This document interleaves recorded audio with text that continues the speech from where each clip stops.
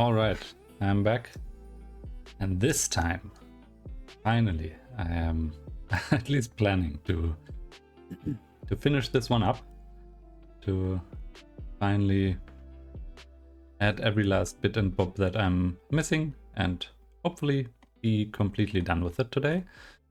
I'm aware that that's maybe a bit of an overestimation. Maybe I need a little bit more, but I guess so far the plan is I've started a little bit more early than normal, which should be a normal time because I usually start slightly after midnight. So yeah, and I'm hoping to get this done today. There are a few areas that I guess remembered that I still need to fix. Or rather, I remembered that I still needed to fix a few areas. I don't remember which areas though. The background I definitely want to change. I think this kind of flowy, wavy, shadowy background doesn't look all that nice. But I think I'm gonna just continue where I left off last time, continue with the shadowing. Obviously, shadowing, there are a bunch of different ways that you could do it, and I think a lot of them are really cool. Like, I quite like this kind of shadowing where you just draw, I don't want to say just draw lines, that sounds a bit silly, but where you should probably remove it like this, since I drew over what I previously had here. Yeah, where you basically insinuate or just do a rough. In German it's schraffieren. That's a, I guess, special art term that I don't know the English version of. So yeah, I'm hoping to get this mostly done today. I'm realizing now that I look at it that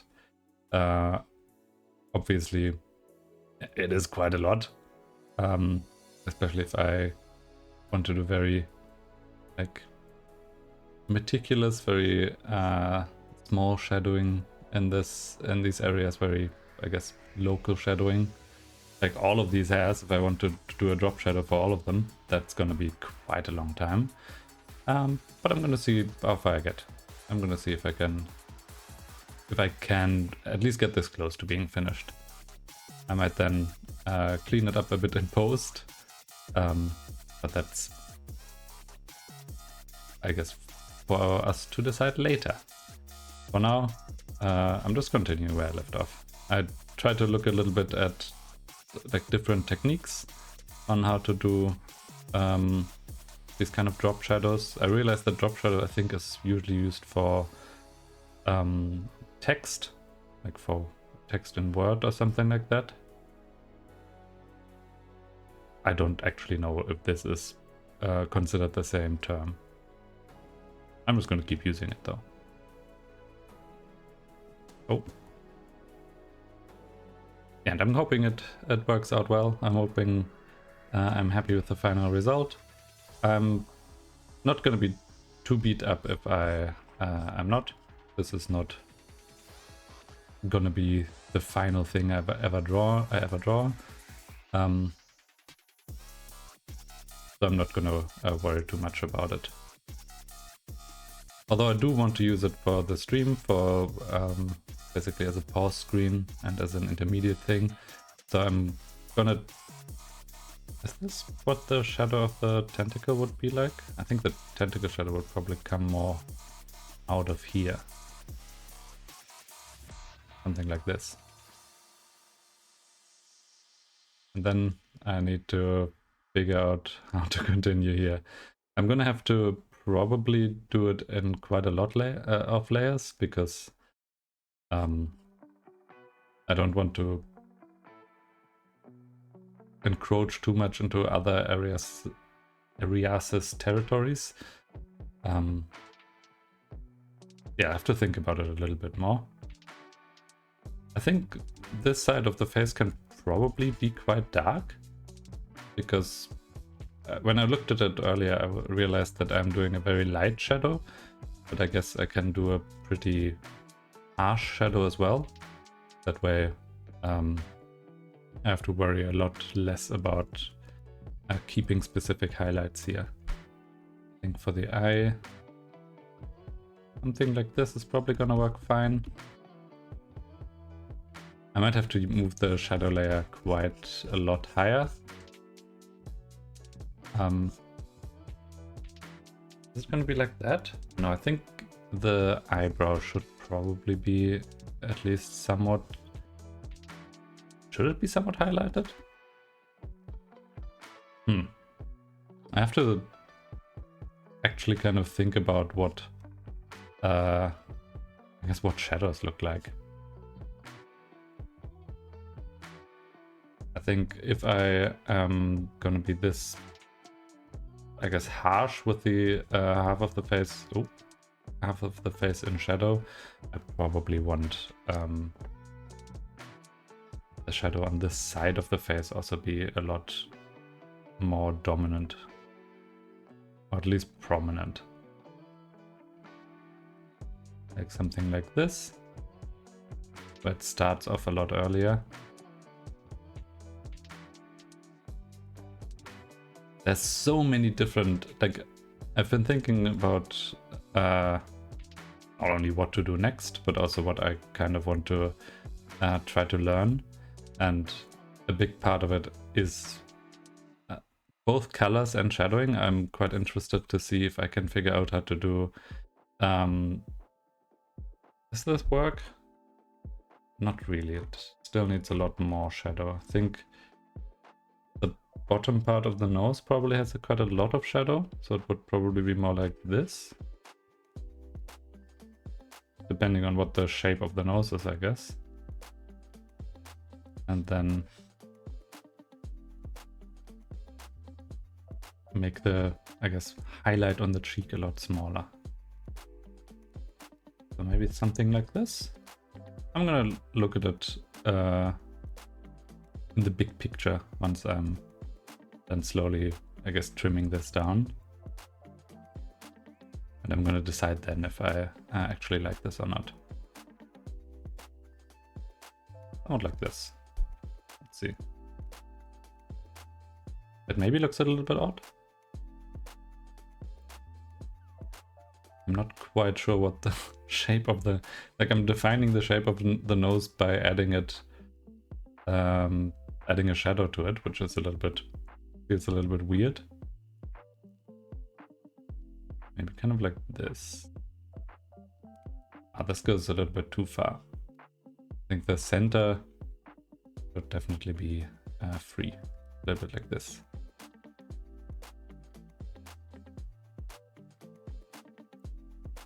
Ah! Yeah, I'm gonna have to try to figure this out eventually. I can also just leave it for a bit and basically decide that I will figure it out later. Maybe something like this could work. Roughly like this. Yeah, I think the more I'm gonna look at it, the more I'm gonna be questioning what I'm doing.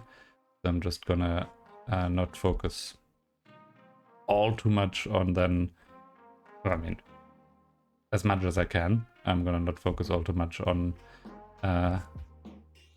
redoing parts. I'm gonna have to do it a little bit because I just can't stop myself. But I think it's fine if I guess, approximate it. I can always change it later if I decide that I don't like the way it currently looks. I think for the ear, I think I had issues with that last time as well, where I'm not really sure what an inner ear, like what the shadow in an inner ear looks like. Maybe kind of like this. I'm gonna have to erase wherever I crossed over. I also have a few more ideas for the background. Basically go with more, like with a really massive brush size and just do broad strokes of light and shadow.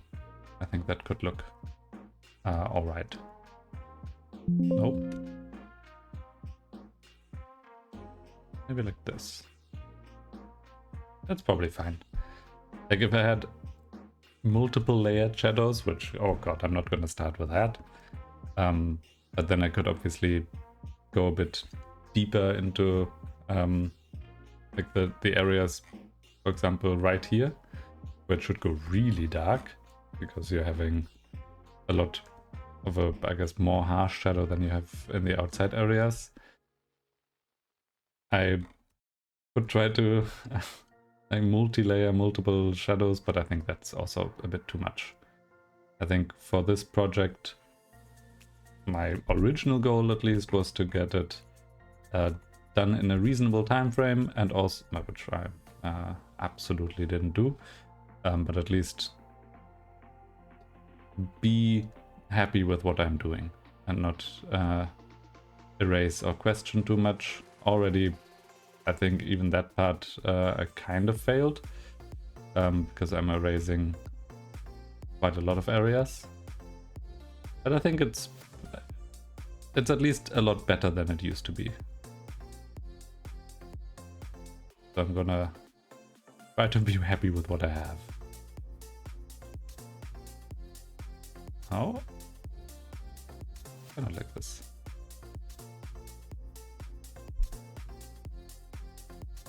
But yeah, for the next parts, there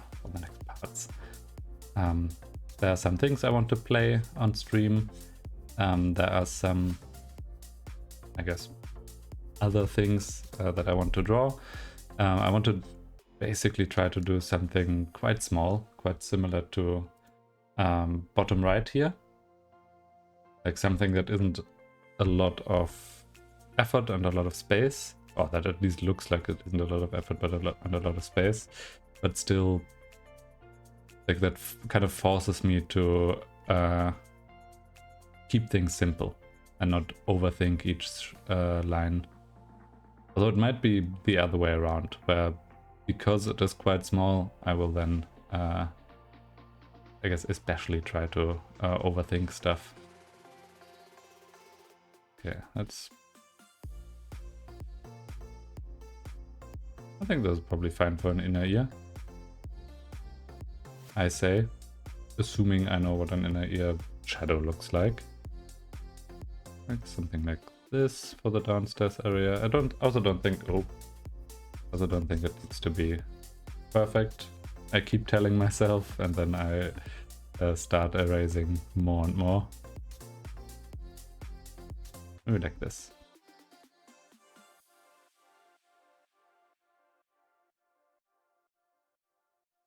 I have to kind of think about the, I guess, plasticity of this, of the green areas. Like, if they are like almost water drops, or I guess a gooey texture. Obviously a gooey texture would then also change the shadow and make the shadow kind of see-through, but I'm not going to bother with all of that. I just have to keep telling myself that I want to keep this simple, and that way hopefully I can. Yes, where would the shadow of this tentacle go? Maybe somewhere like this?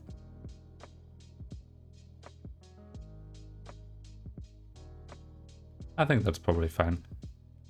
Although no, if the light is coming from this side, oh, I guess my camera is mirrored, so from this side of the face, then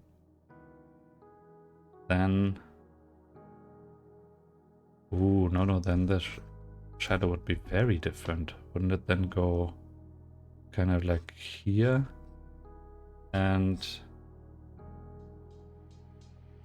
go into this direction? I'll draw this for a second and then I'll try to figure out if that's correct. Ooh, no, I think it's... Oh, this is very difficult. I might have to just think about that exact shadow for a while. Let's see. You have a tentacle here. The previous one is just falling to the side. This one, I guess it would also be falling, but somewhat less extreme. So it would be something like this. So slightly shadowy, but then kind of... I guess the shape, I should get the shape correct. But I think it should be maybe somewhat like this. Just a lot smaller, a lot more, I guess, staunch. Yeah, that's probably fine. That's probably correct-ish. Good enough. Good enough should be my motto for most of this, since otherwise it will this will be far from the last session, and I will take months or years to finish this, and I don't want that. Like this entire, I don't want to call it experiment, but this entire idea has been for me to think less about what I'm drawing and just do it. And I think if I take a long time deliberating every step and then redoing every step, which I've already done quite a lot, but I guess less than I assumed to, then that will end up being quite uninteresting and unhealthy for my, I guess, drawing attitude. I was weirdly today reminded of a, like, completely unrelated, but when I went to university at some point I did a university course that was like on, I wanted to say Infowar. Infowar is something very different, obviously, but it was about like information warfare and how information can be used to influence. And from that alone I was like, oh, this is quite interesting. This could be like with enough deliberation and a careful approach, this could be really nice. It could be like teaching people how to do critical thinking and how to, I guess, have a more introspective approach on the media they consume. And so I joined the course, and it ended up being quite a small course. It was like I think 6 people in total. So already a lot less than I expected, and maybe should have been a warning in itself. And then the professor came in, and I think she was a decent professor at some point. Like she wasn't inherently, maybe I don't want to say too curious, but maybe she allowed herself to question things a little bit too much, and so a lot of it was about conspiracy theories and how conspiracy theories evolve and how they start off. And so at the start I was like, okay, this could still be interesting. It's not quite what I thought it would be, and then it slowly morphed into the professor very adamantly defending a lot of different conspiracy theories, not with phrases of like, oh, this is definitely true and you have to believe that they're poisoning the jet fuel. No, that part, okay. I'm going to get to that part, but they're poisoning the chemtrail thing. But she was very clearly someone who put a lot of weight in, I guess, keeping an open mind. And in her case, that meant keeping an open mind, especially for things that... Which direction does this go? Is it higher or lower? I think here I made it a above the previous area. So this should be dropping a shadow somewhat here. A very small shadow. So yeah, she was keeping a very open mind and was very much like, okay, we can't just dismiss something because we think it's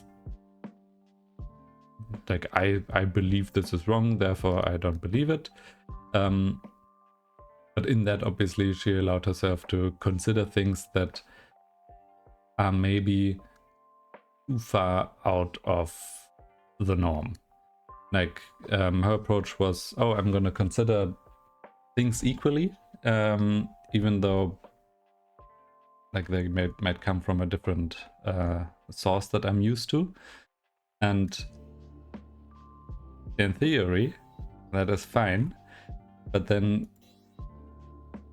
let's say, how do I best phrase this? Let's say someone tells a lie, or someone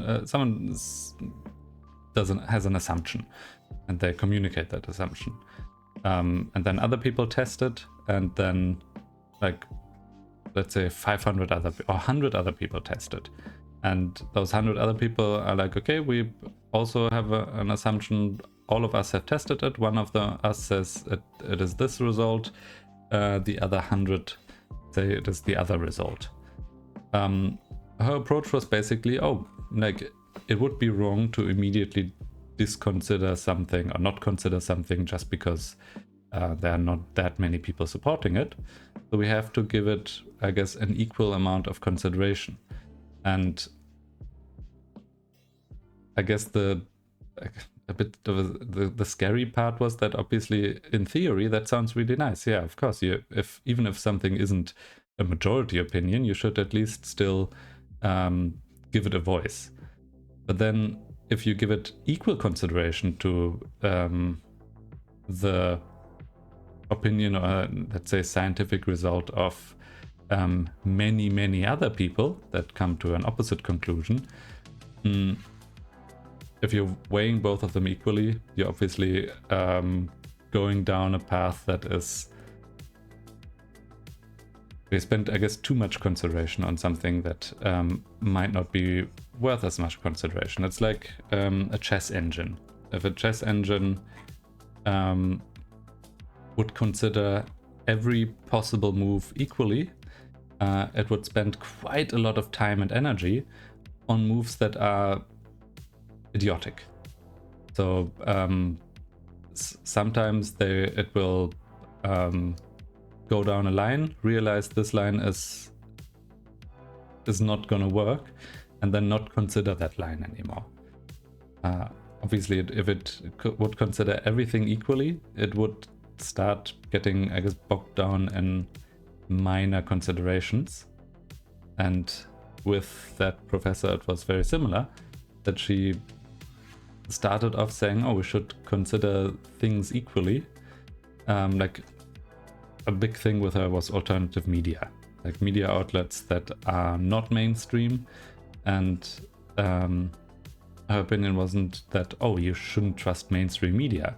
It was quite contrary. It was that she said, oh, you should consider alternative media and give it like an equal weight. And I very vehemently disagreed with her, because I was of the opinion that you shouldn't give it equal weight. It's clearly something that is like that. You shouldn't not consider something just because only few people are saying it, or few people are supporting it, but you should not give it equal consideration to something that I guess is supported by the majority. And I guess in edge cases, that will lead to you sometimes not considering something that turns out to be true. But in other cases, that will lead you to, I guess, over-consider things that are wrong. And it will kind of bog you down with spending too much energy on something that you shouldn't spend that much energy on. Anyway, awful the course ended up being extremely interesting for me, but also quite annoying, because it then ended up me arguing against 3 or 4 other people. One of them completely, like one of them left before the second session started. They were like, okay, I clearly signed up for the wrong thing here. This is absolutely inane bullshit, and I'm just gonna drop this course. But the others were like, oh yeah, let's talk about different 9/11 conspiracy theories, and let's talk about the Kennedy assassination, and insert any amount of other theories here. And it was quite annoying, because obviously me saying, oh yeah, maybe it wasn't an inside job, maybe in certain circumstances jet fuel can in fact melt steel beams, and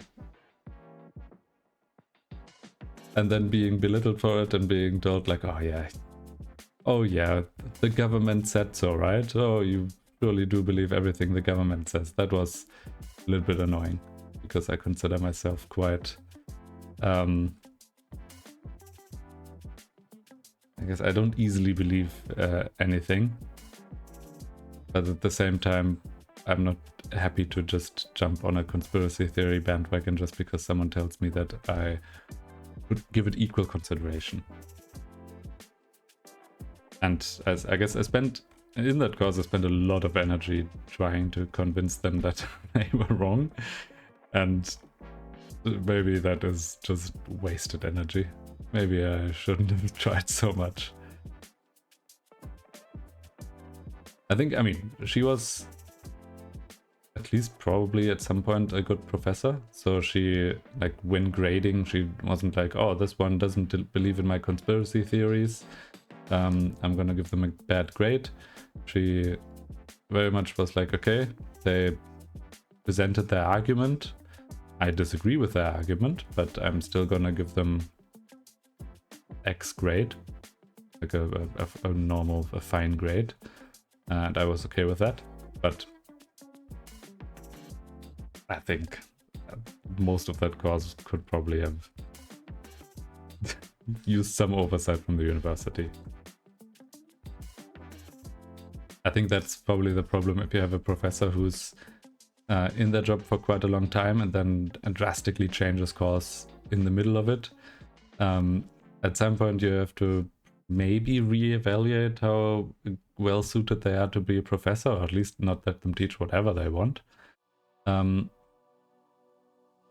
yeah, in this case that definitely wasn't a consideration that the university was doing.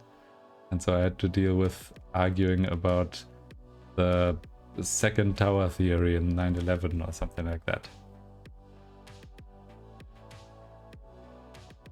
It was exhausting.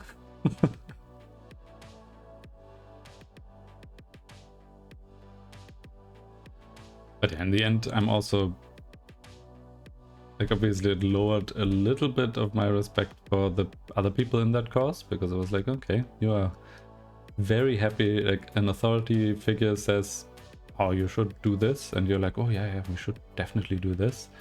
So it did lower my respect for my classmates quite a bit. But I guess it was a very nice way to learn and train a little bit how to argue against things or argue for things, like different methods of argumentation. I hope I'm on the right layer here, because I'm gonna do an emergency layer in between, because here I want to go through things, and if I then want to erase something that is on a layer in front of it, I'm just gonna erase the shadow behind it as well. And like this doesn't happen. Okay, I think it's probably fine. I'm gonna, like, I realized that in other images I have now later found areas where I probably haven't used enough shadow arc. I think this part probably could just do with more shadow. Maybe just do it all in the shadow like this. And maybe this just doesn't need to be there. Okay, this works fine. Yeah, it was a little bit weird that the professor was like, oh hey, I actually, turns out I drank all the Kool-Aid. Like, I believe every single thing.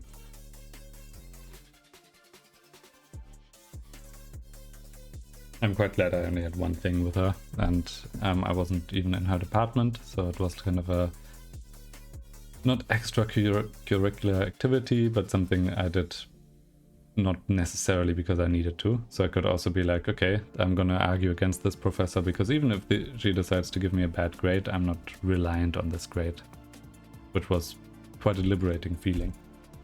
And obviously it's also something that afterwards is quite nice.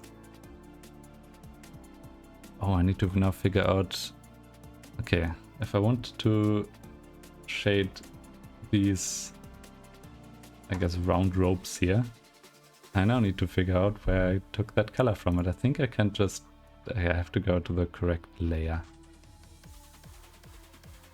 Oh, this is the layer. Okay, we're starting with the purple one.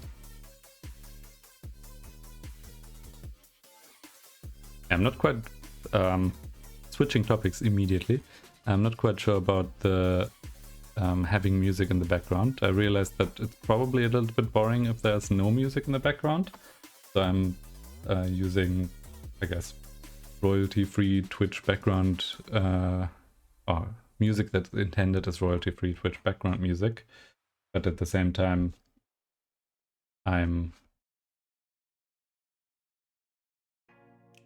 it's not necessarily music I actually listen to. I think to have it not overpower myself on stream, I have it white low in the background, so the only time I notice it is when it's getting a bit annoying.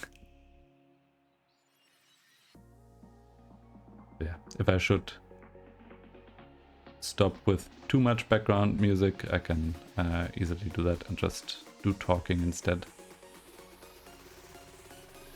It's just peer pressure, me now having background music, because I feel like I need to add something other than just me talking.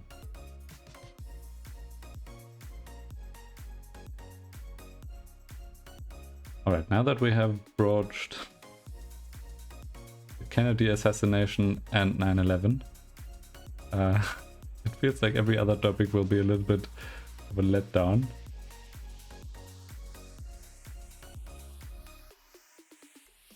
I'm a bit stuck on that professor, or on that course in general.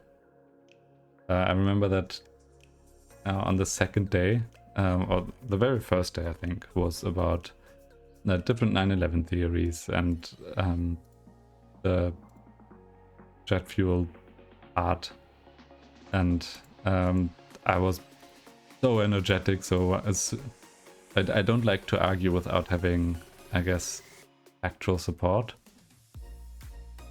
Jesus Christ, where's this blue line?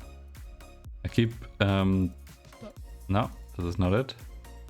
I keep turning on and off different layers. I can't find this blue layer. I might have fucked up and done it on 2 layers accidentally, and now I'm just never gonna find the right one because it's on too many. It must be somewhere. It can't be on linework. It's also, I think it is on 2 layers. Oh no, that is layer 23. I named that in the most annoying way possible. Yeah, so first day was about 9/11 and about different building theories, and she was like, well, have you ever heard about a a skyscraper just burning down. And I was like, okay, that's probably a bit of a mean-spirited point. Like, obviously not meant to be mean-spirited by her, but that was the thing that convinced her. Oh no. I have to be careful about not drawing into the purple one, because the purple is on the same layer. Because to her it was like, okay, yeah, no, that is correct. I haven't heard of a skyscraper just burning down, but at the same time it was like, okay, if you think about it, not a lot of like, there haven't been a lot of extreme fires in skyscrapers. Obviously sometimes a fire breaks out and sometimes that fire is quite bad, but there haven't been a lot of I guess planes involved in those fires usually. And even if they do, usually the fire brigade has time to arrive and time to fight the fire, instead of just having to be like, okay, our main focus is just getting people out of there and not saving the building. So in that regard, it was like, yes, skyscrapers don't usually burn down like that. But that also wasn't a usual situation. And to apply that to that situation is a bit, maybe not mean-spirited, but it's, I guess, using a lot of argumentation that is very common for conspiracy theories.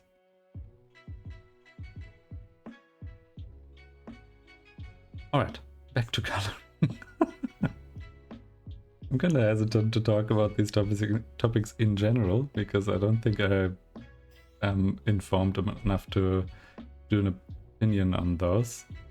But yeah, basically after that day, I then went back home, spent hours looking up the final report, the final fire report, and poured over it and was like, okay, here are these, here's this information, here's the information on why it affected the building like it did. Like, all of that is documented. And then, oh, how did the fire jump over to a different building? Well, here's the information on that. Why does it, I mean, one of the things is, why does it look like things exploded in there? And it's like, okay, if you have a story collapsing onto another story, it's gonna put quite a lot of air out, and that's, if you like do it quickly, the air has to go somewhere, and if the air is then dirty by having collapsed building debris inside, it's gonna look a little bit like an explosion. So yeah, I then went back next day. I was like, okay, I've got this. Surely I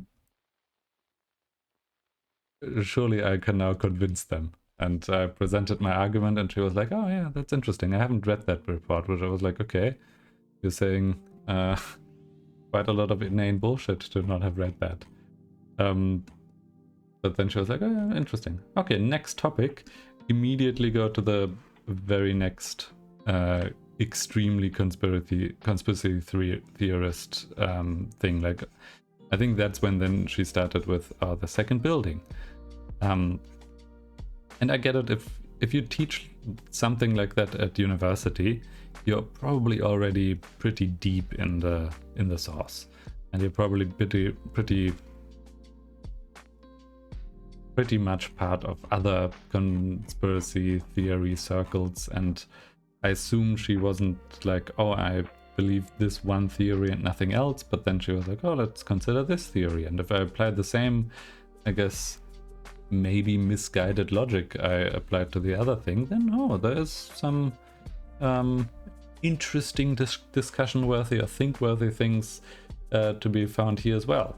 And I think once you're deep enough in that, you either have to then be like, oh, if I like change my mind on this thing, I use that as a basis to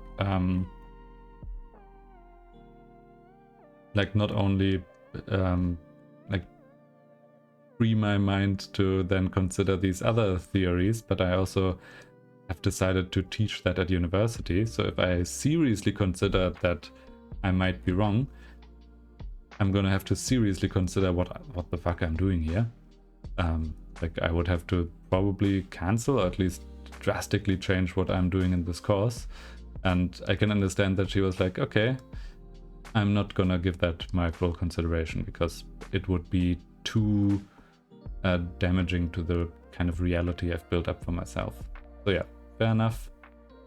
I wasn't impressed with that course. I probably should have talked to the university about it in general, but I didn't. So in the end, I just took my grade and left and was like, okay, this was a massive waste of time. Nobody gained anything from that, and I think some people might have started drinking the Kool-Aid maybe a little bit too much. So yeah, for the background I was thinking with basically very broad brush strokes, do something. Yeah, I think I can't really find a good example here. Maybe the top right. Do something with like very, very broad strokes that looks like a roughly painted wall, and that way it should fit somewhat, and even if not, it's gonna be it's gonna mesh well with anything I have in the foreground. Hopefully. I'm gonna have to see about that. Alright, next big thing is shading these hair ropes, I guess.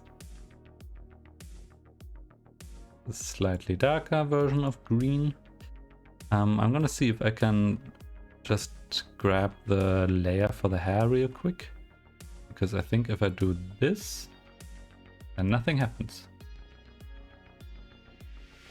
Oh, I grabbed the layer for the halo by accident. Hair is this one. Alright, if I do this, then I don't have to worry too much about crossing over into other areas. I can just draw in it, and yeah, don't have to worry about drawing into areas that I don't want to draw into.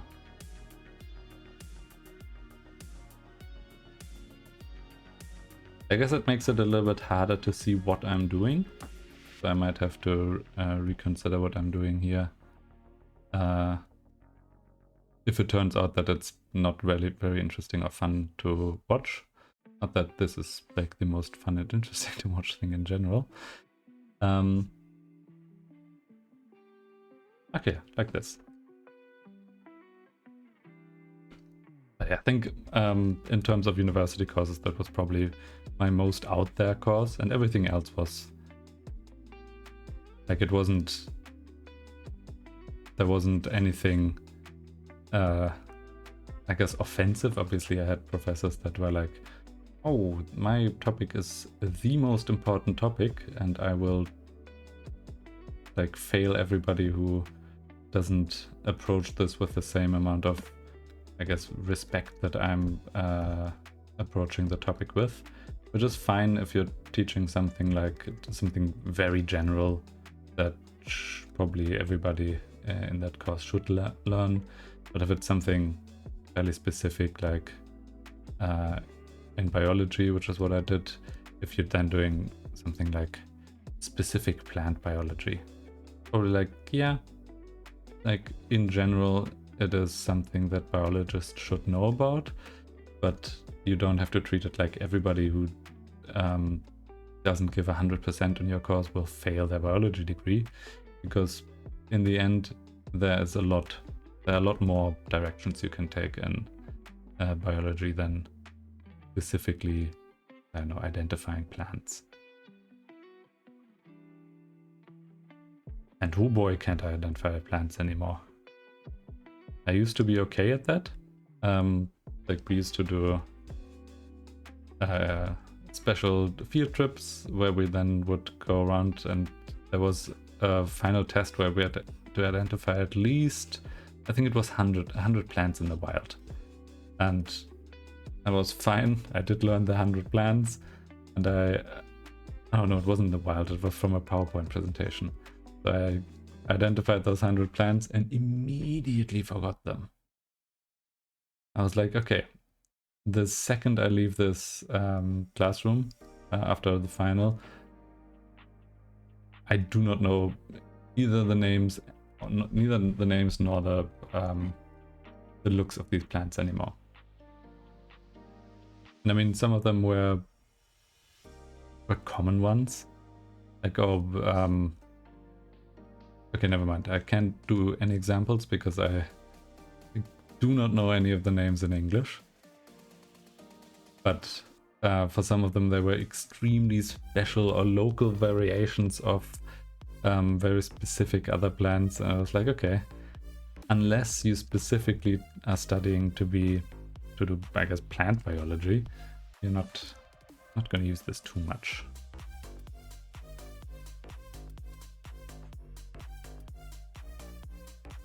I guess the very first thing that most people say when I say, oh, I studied biology, I was like, oh, that's really cool. Like pointing at that tree, what kind of tree is that? And it's like, okay, it's a very leafy tree. And it has variegated leaves, and therefore it is a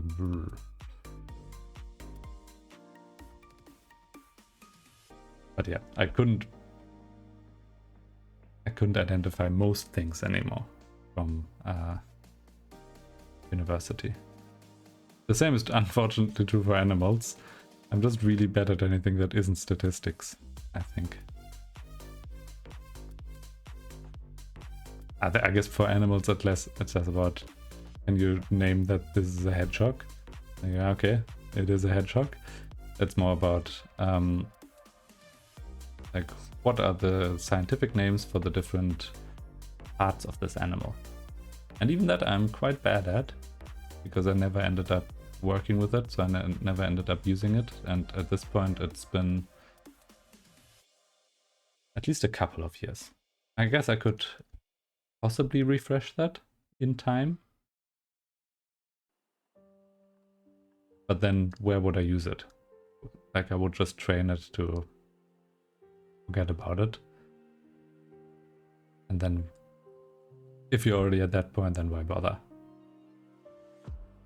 Oh yeah, but I've thought a bit about what kind of games or other content I can do on this.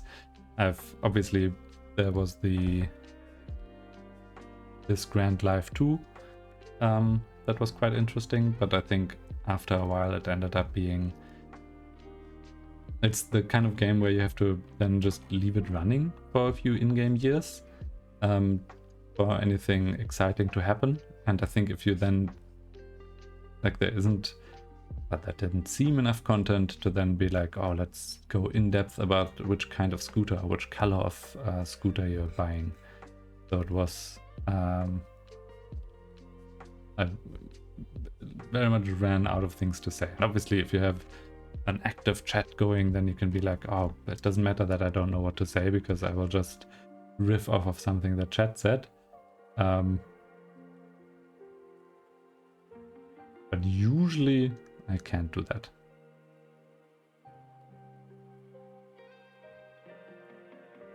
Not for a lack of trying, more for a lack of chat.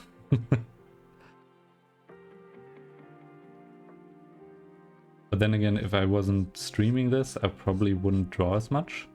And I probably wouldn't spend as much time deliberating things and then maybe changing my approach and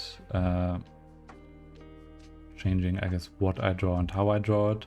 So I am quite happy that I am streaming this anyway, just so that I can, I guess, talk to myself, second opinion myself about like decisions while drawing. And it's also been nice to then dig up a few older drawings that I did to just do some comparisons. I have been looking at different techniques. Oh, sorry. I've been looking at different techniques with shadowing, I was like, okay, I'm familiar with this one technique and everything else seems difficult to apply for something that I'm in the middle of. Oh shit. Oh, hi Val. Welcome back. You missed 2 streams, but you made it back. I hope your homework went well and everything's done. Yeah, I'm a lot earlier today,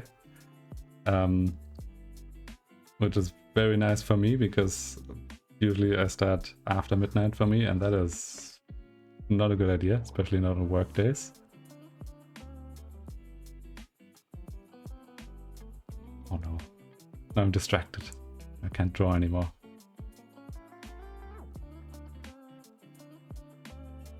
So yeah, to zoom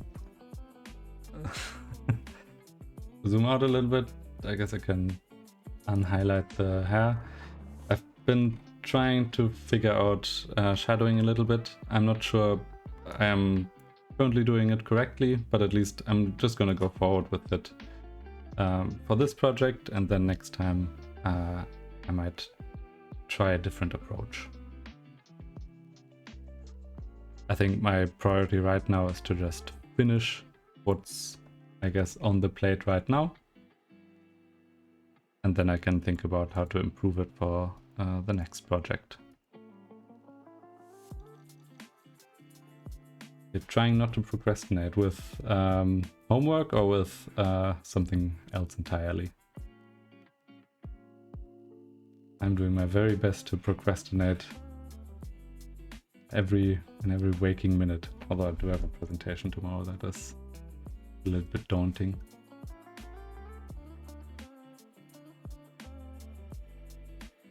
And I might have to, I guess I can't do too late today because the presentation isn't fully finished. But then again, it's also not the final presentation. It's like a talk with a client about a presentation that then will only end up happening in 2 weeks' time.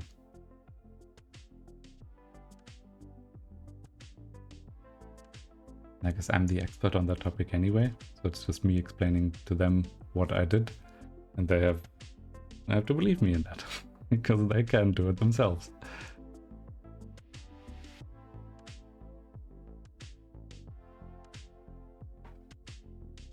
Although I spent the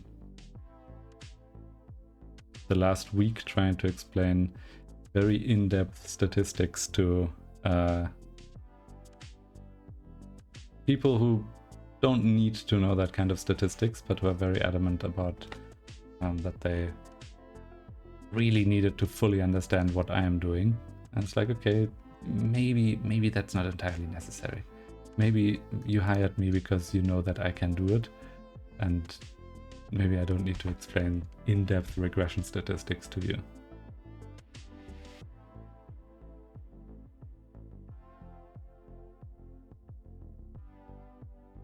Yeah, I studied biology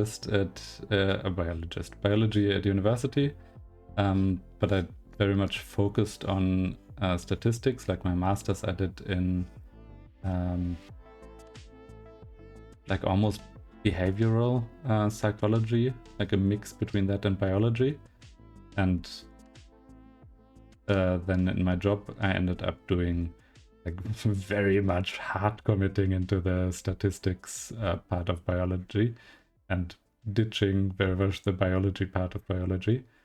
So I ended up being mostly data analysis. Oh, this looks good. Mostly data analysis with a sprinkle of, I guess, project leading and project management. Which does sound quite boring, and in reality it is slightly less boring. But still, I guess it has some very nice aspects in that if I can explain complicated stuff to people that are really interested in it, that is so much fun. Because I can get very excited about explaining boring statistical models to people.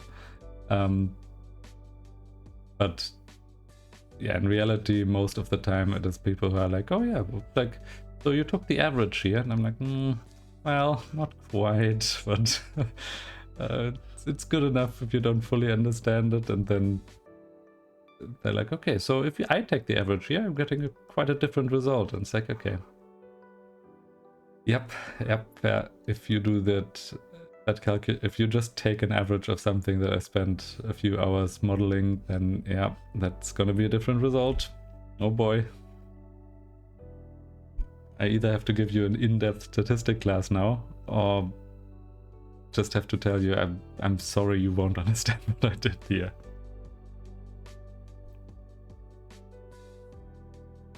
Yeah, I did like for my master's project, that was really interesting. I did emotional or like emotion coding.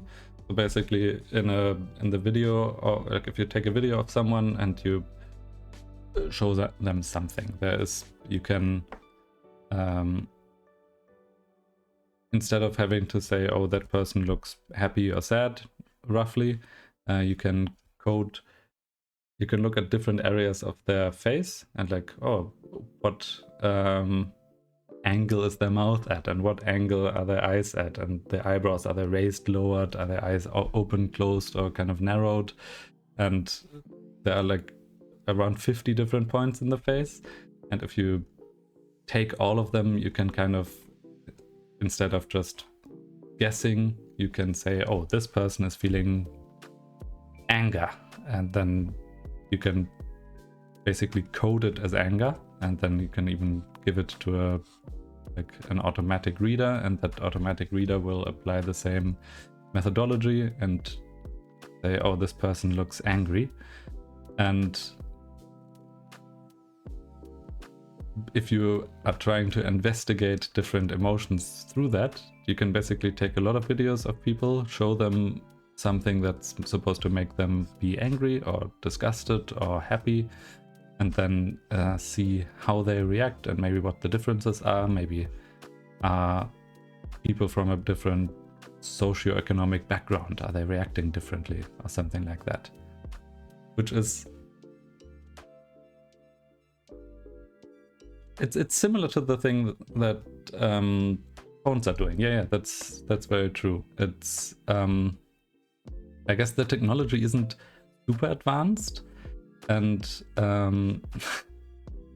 the reason that or the way they train machines is basically they code a bunch of faces and like say, oh, this person looks happy, this person looks sad, and then it's similar to training AI, because it's very similar to AI in general.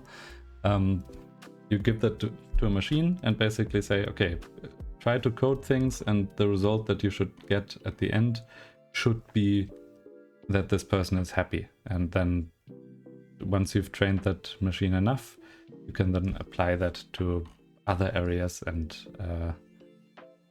you will have I guess, a machine that can somewhat predict what a person is feeling.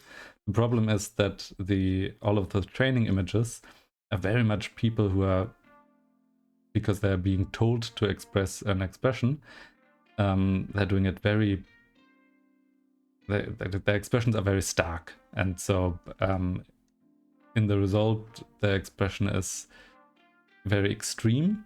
And then when you try to use that on someone who's just like, if you're watching a YouTube video, you're not like making faces like, oh no, I'm so happy, or oh, I'm so scared. You're just reacting normally. And because I guess machines are trained with fake-ish impressions, and don't have enough, like there is no way to give them objective data, because someone at some point will have to sit down and say, okay, this person is looking happy. There's no objective, this feeling is happy. And then you get a lot of subjective bias into the data, and you end up with something that is that mostly works. It's actually very annoying because a lot of this, it's called the FACTS, the facial action coding system. A lot of that is like self-confirmation, where they're like, oh, we've trained this machine on this data set, and now we're testing it to see how well it recognizes emotions, and we're testing it on exactly the same data set, and oh, it's recognizing the data it was trained on really well. And it's like, okay, yes, also no shit, you trained it on that data, of course it will recognize that really well. Have you tried training it on something or using it on something that it hasn't been trained on? And then it turns out, oh yeah, it's actually much worse on that kind of data. And yeah, it's like, it was super interesting to work on that. But in the end, I kind of walked away with the feeling that it's not a very hard science. And it seems very much people who want to confirm what they're thinking by confirming what other people have been thinking, and yeah, it's just a giant circle of people confirming each other.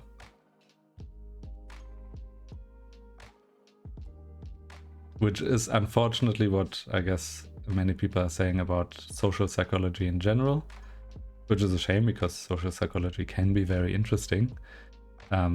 But especially when it comes to the pressure of, oh, I have to publish significantly interesting data and significant findings, then you get to people who don't really want to figure out if something is working or not, or figure out what the effect of something is, but they need it to be a significant effect. They can't look at something and be like, oh yeah, interesting, we thought it works like this, but it actually doesn't. Who knew? They instead needed to be like, oh, it has to be a new finding that I can publish in a big paper. Because if I don't, I lose my funding as a professor or as a scientist. And so the people are most of the researchers on it are very keen on just proving that what they think works actually works. And by doing that, obviously, they are kind of manipulating the data, or they're saying, oh, it didn't work in this case. Well, but that's probably an outlier. Let's do it again. And yeah, in social science, obviously, you have to do a lot of controlling. I think one of the things that I tried to investigate with my experiments was then, because I didn't run them alone, I had a bachelor student to help me and to kind of run some of the experiments with me. And I figured out when analyzing my data that the people, like the facial reactions of people were very different when she ran the experiment as opposed to when I ran the experiment. And that wasn't something I was told to control. That was something I was like, I feel like I should definitely add that in and control for that. And my professor wasn't very impressed with that, because I think she wanted something that had like a significant scientific impact that we can publish, and I didn't deliver that. Instead was like, well, there is something, but there are a lot of elements that we can't really explain, and I don't know if we can already draw a conclusion from that. And in the end,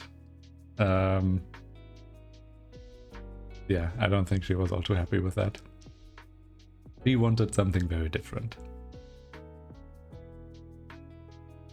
And I think even when talking to her about this facial action coding system, I was like, well, that's a little bit of confirmation bias. But at the same time, she had spent like, I think the software that she bought was like in the area of 10,000 euros. Like just the cost for the machine and the software, because scientific software is ludicrously expensive.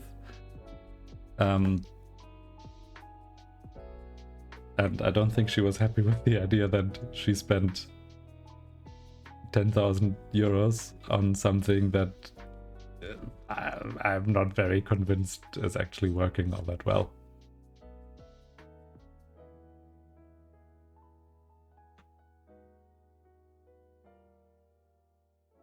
So yeah, I think in social psychology, unfortunately, there's a lot of trying to confirm things instead of trying to figure out if things are if effects actually exist. And I think that's the less interesting part, or the less nice part. I was talking to a professor, like a friend of mine who was an older friend of mine. I think he died recently, but he used to be professor for social psychology, and he was researching like in the 70s or something like that.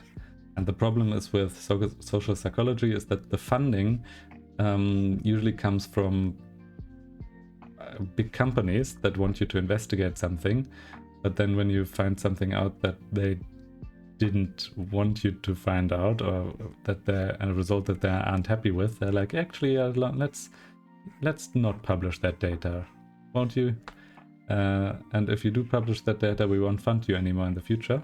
And so a lot of that stuff then goes unpublished, or gets only published years or decades later. And he was researching, he was doing a bit of research in food, and specifically beer. And he was approached by a company that was like, oh, we want you to figure out why people like basically taste test beer. Something fairly simple, like do a big study and figure out what people really like in beer. And they did a big study with a lot of taste tests, and in the end result was, it doesn't really matter how the beer is brewed. In general, people really like it if it's sweeter. And the company that approached them was like, actually, we were hoping for a result that's kind of not just the obvious result, but we were hoping for something that maybe confirms that our beer is the best tasting one because we're putting in the most effort or something like that. And because he couldn't deliver that, they were like, okay, let's not publish that data just yet, shall we? Let's actually ignore that, because it makes us look not that good. And so he didn't publish that, and I think it never got published, but the effect that people like something that is sweet is well known. And yeah, unfortunately, a lot of social psychology acts in that way, and that is a bit unfortunate. It also means that people are very unhappy with ridiculing social psychology a little bit for that, and I think that's a bit of a shame, because it is quite interesting. It's just not just a lot of confirming already confirmed suspicions instead of finding really cool, interesting stuff. And even the cool, interesting stuff that's sometimes found, a lot of social psychology has the issue that the experiments later on turn out not to be, like, you can't repeat them with the same result. You get a different result afterwards. And then you either have to think about, did the previous person lie that did this experiment, or did they can I just not replicate the same, like, are the people I'm testing with different? Is the culture that I'm testing in different? Are the people maybe used to different tastes? Do they have a different socioeconomic background or social background and stuff like that? And yeah, I could talk about that quite a lot, and I don't think it's filling for an entire evening. But social psychology is in a really unfortunate position there. I think recently there was a study that almost 70 or 80%, I'm not sure what the exact number was, but a large amount of studies in social psychology can't be replicated, with the reason being that either when they are replicated the result isn't what the original study said, or that they are like that the very same lab requirements, I guess, I don't know, the same surrounding circumstance can't be replicated. And there's a lot of cheating or lying in social psychology, and every once in a while they have a big scandal where it turns out, oh, big professor lied on all of their papers and falsified all of their data.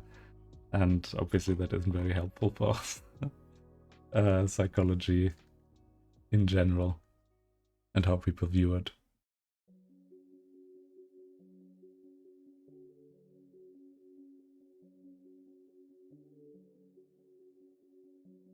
So yeah, that's about my masters. And yeah, the data I work with right now is a lot, or at least a little bit more concrete.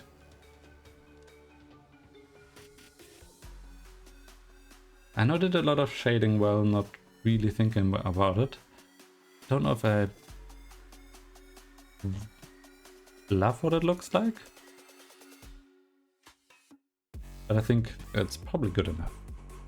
I don't want to remove things just because I think they look a little bit silly.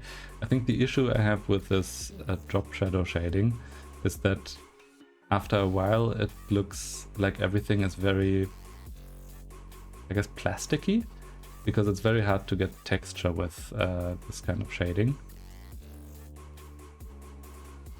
which I think it works very well for anime and manga kind of shading, because you're doing a lot of the texture with brush strokes.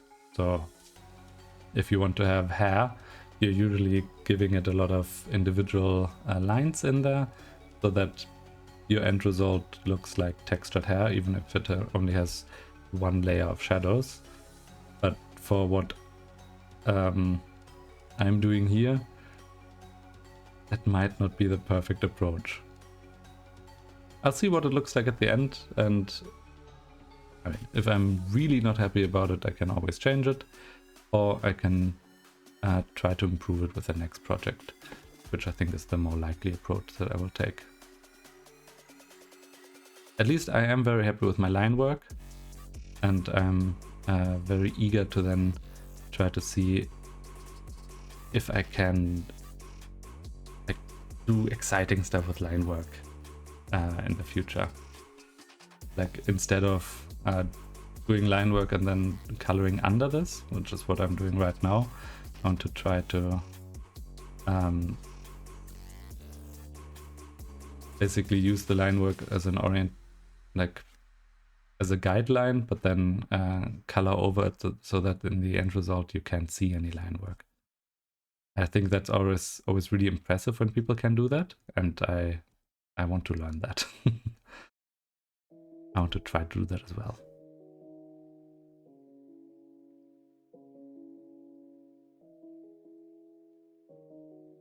All right. I'm going a bit faster with this shading here, because I think these side areas I won't be able to fully calculate out which shadow I need where anyway, and so I might as well color it the way it roughly should look, and then in the end it will be good enough.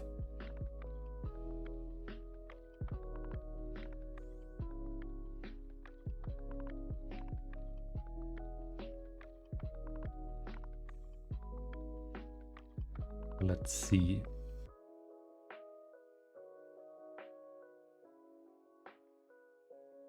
Yeah, I think it looks already quite nice. The next big thing is going to be these big sashes, which I guess they will, the shading here will be also fairly simplistic because I basically need one big line for each of them. So let's see, for the browner color, I'm gonna go fairly dark. I'm gonna do that on a different layer though. I'm gonna be running into issues with all of the different other lines I have here. So like this, and I guess roughly like this. I tried some more intricate shading last time, or not intricate shading, but more in-depth shading with trying to add a little bit of texture while doing so. And I think while it generally kind of worked out, I'm also not good enough at it to make it fully work. And I think at that point, I should, at least for now, try to not do it at all. And then I can focus on that maybe during a project where I then only focus on like fabric or something like that. Basically do training montages on different colors, different shades, then try to figure out how they look when I just focus on them. Oh no, this is going to be an issue. I did this on very many layers.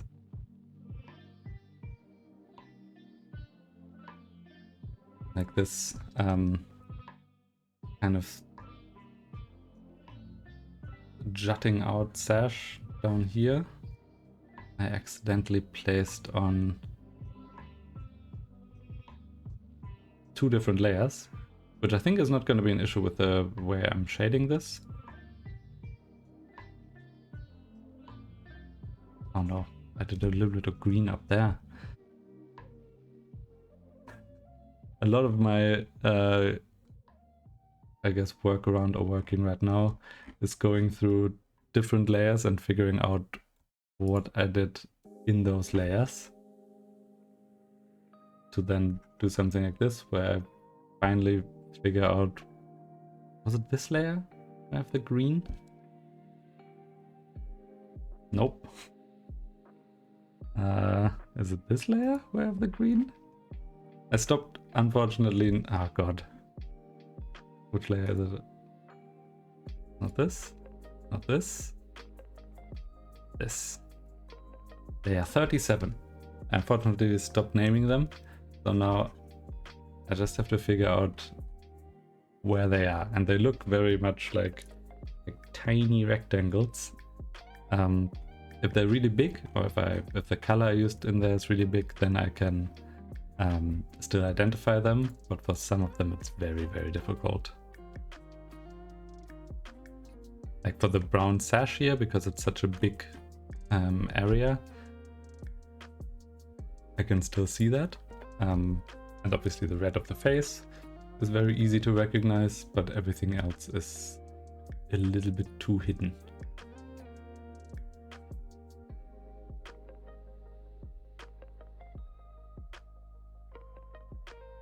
Yeah, I think this is fine for now. I think I ended up doing a lot of compromises, which is probably reasonable considering I haven't drawn in so long that I probably need to not start from scratch, but start very small. Obviously that also means that there are areas here where I'm like, oh, I wish I would take like 20 hours to then really go in depth with this detail. And I think I definitely shouldn't do that. But yeah, I did watch and really... Oh no. Oh, this layer is too far up. I did watch a really nice video about shading and coloring without using without using lines as boundaries like I'm doing it here. And I'm now really eager to try that out and to do it on my own. And I think with the... Like, let me...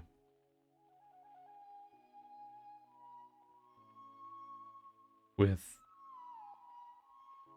this one here, I very much did that, and I very much managed to make something.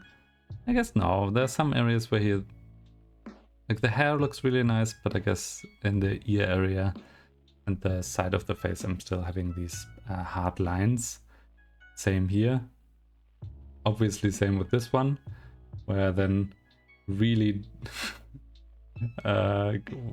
went into shading it a lot, and I can kind of see the downsides of trying to do very intricate shading for something where it's not meant to work like that. I think here is also, this one has the plastic hair problem, where the hair needs a lot more fine lines to be defined as hair, but instead it looks a little bit like a plastic helmet. But also, if I critique it for too long, then I'm going to be unhappy with it, so I'm just going to stop that. I think in general I was quite happy with that result, at least when I finished it at the time. The long bygone time of about... I know I probably could figure out roughly when exactly that was. That was 2014 or 15. I think it was 2015. That was close to the last thing I drew.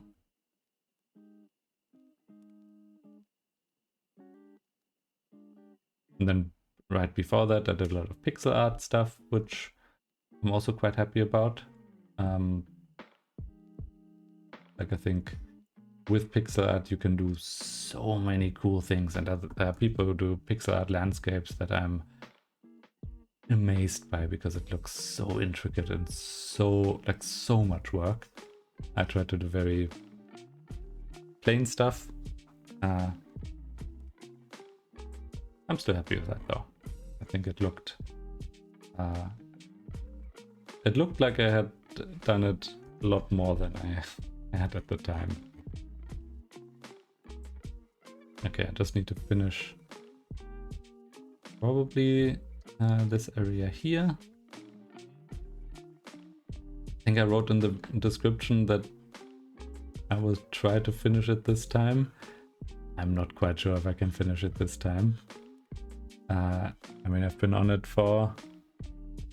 I don't know where the timer is. I cannot see the timer. I've been on it for a while, let's say it like that. And I think my progress is a lot less than I thought it would be. Let's see, roughly like this.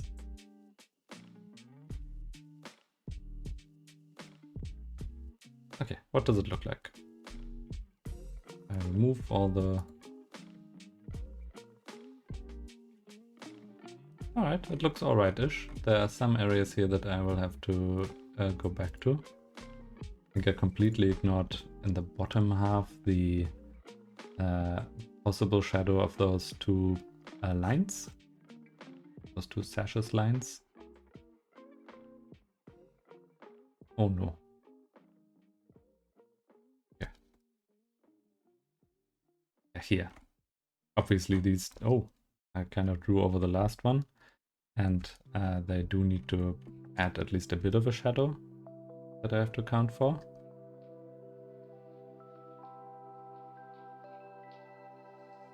I'm gonna probably, after I'm done with it, leave it at least for a little bit before I do any changes.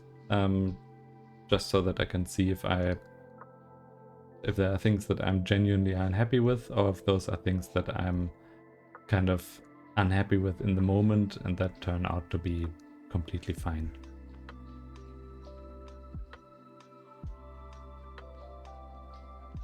Oh, same for this one. Just a quick line.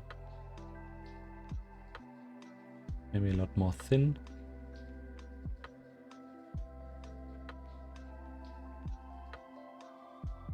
Ooh, I can try to find some of my old pixel art.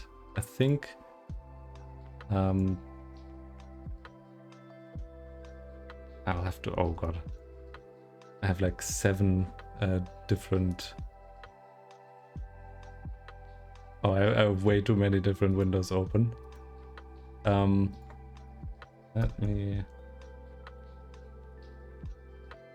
go to my old, or now recovered, now found again DeviantArt profile. I don't know how to use this. How do I see my... How do I see my things?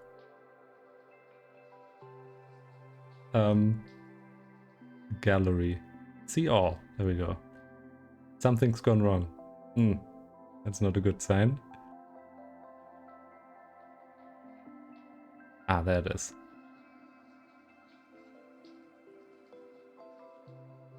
Ooh, yeah, okay. This is one example. I'm gonna quickly remove all of the background. This is one that I did ages ago, or at least I guess in, what did I say, 2015? And then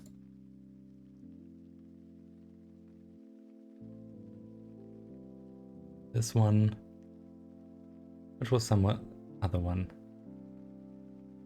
Like in this, shadowing or shading is really easy because you just have to, you don't have to go into too much detail.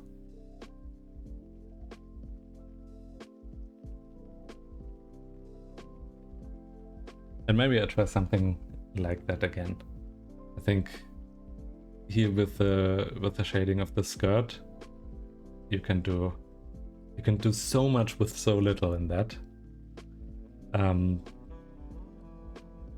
But yeah, in reality, it's so much harder for something big like this. I think I might try something like only a face because I can't draw any other body parts, and then I'm gonna try to do a lot of shading or very little shading on there. I'm gonna have to see about that. Okay, for now I wanted to finish all of this today, so let's continue with that.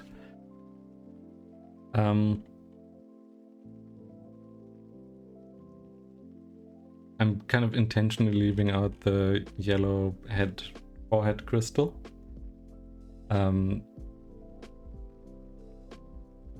Because I don't really know what to do about it. I think I have to highlight it instead of just adding like a shade low light, and that I am terrified about. I'm gonna not do it right now. Okay, I want to do I think I named it knife. The blue part of the hair. Oh yeah, apparently I named it knife, but then didn't color all of it. So there are some areas here that are blue and not actually show up as selected right now. And I also see a few areas where I maybe went a little bit too far over the line. Let's see, can I... Oh, no. Can I just take the color? And I want to select a slightly darker color. Alright. Oh. Move my drawing tablet into range again.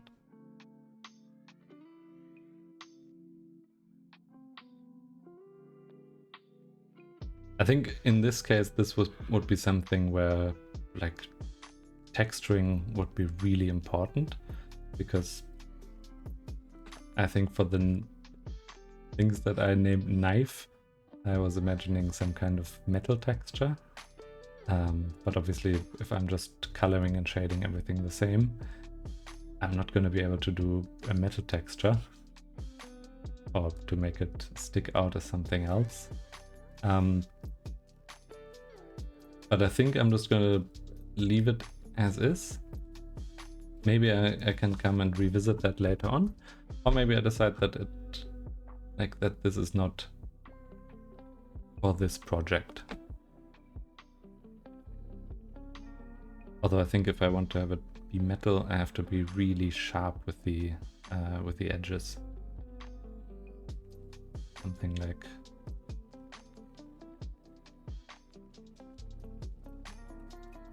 well, good enough. Somewhat sharp, moderately sharp, a little bit dull. If it was a kitchen knife, I'd try to use a whetstone on it.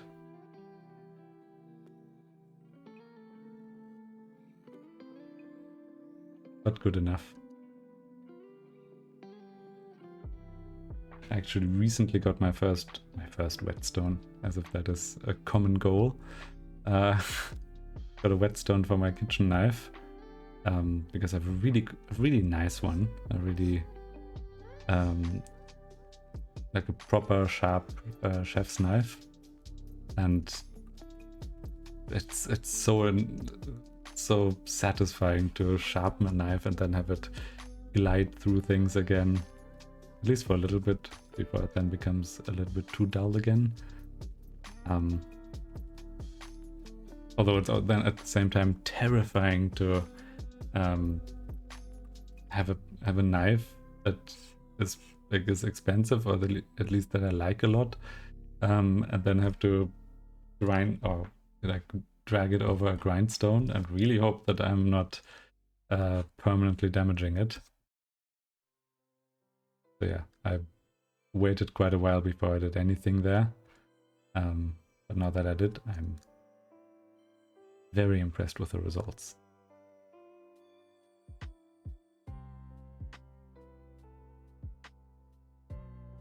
I guess that's a part of getting old, when you're really impressed with grindstones, the sharpness of your kitchen knives.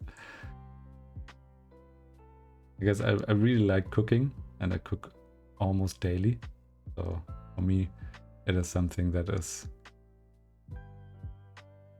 I want to say life-changing, but I think that is, I'm too much of a boomer at that point. I can't say life-changing for kitchen knives. I'll say it's nice. I'm very much not a chef. I'm a hobby cook. There was a time when I was just done with school where I would really try to make every possible combination of a curry that I could find. And I was really like dedicated to getting my own oh, I don't have a layer selected. Is it this? It is this. I was really keen on like figuring out how to do the to mix the spices correctly and not use a pre-mixed thing. And then I went to Japan a little bit and ate a lot of Japanese curry, and it's so good. So I now just have a big block of curry, like not curry powder, curry paste, I guess. These Japanese golden curry thingies. I really like it. Don't make it too often, because I'm unfortunately the only one in this household who really likes it. But it's kind of my comfort food at this point.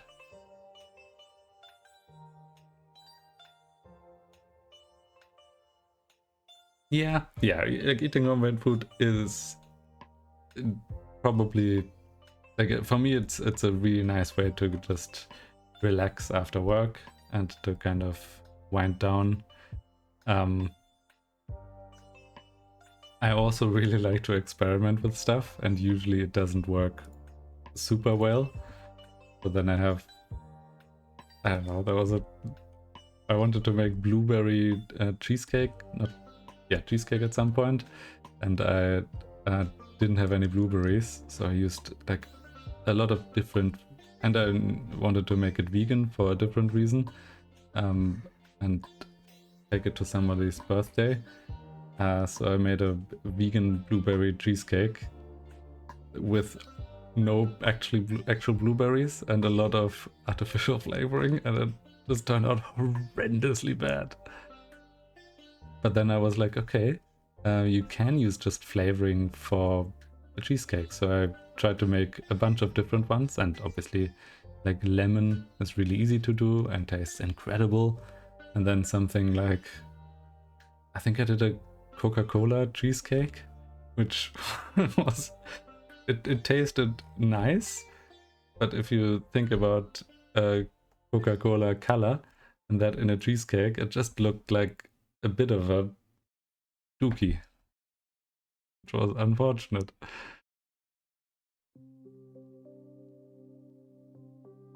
But yeah, I like to experiment a lot. We had salmon sashimi today.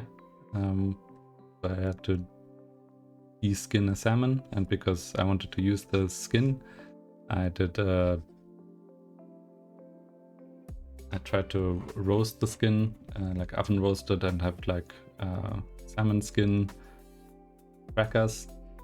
And unfortunately, like last time, I did it for the first time, and I didn't really do the descaling correctly, so I ended up with a small part of salmon skin that was usable, and the rest was kind of destroyed while trying to descale it.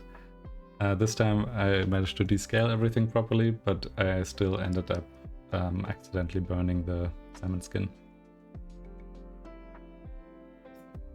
But I really like experimenting with different food stuff, so next time I'll know that I need to turn the oven to a much lower temperature, and I know how to properly descale it. Next time it will end up really nice.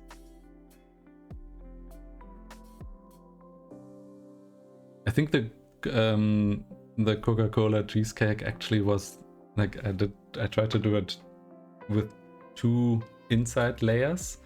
So outer ring lemon and then inner ring Coca-Cola, because I thought those flavors work nicely together. And the lemon part was really nice, and because the inside part was cola, and I didn't really know how to do the inside part inside a cake, and I didn't really have the right tools. It then ended up looking like I did like a at best it looked like there was a molehill inside of that cheesecake, at best. And at worst it looked like someone took a dump inside of a cheesecake. Still tasted fine. But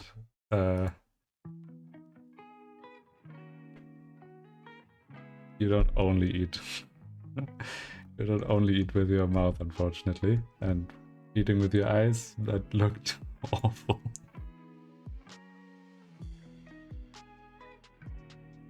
But I learned for the next time, and I think stop making those.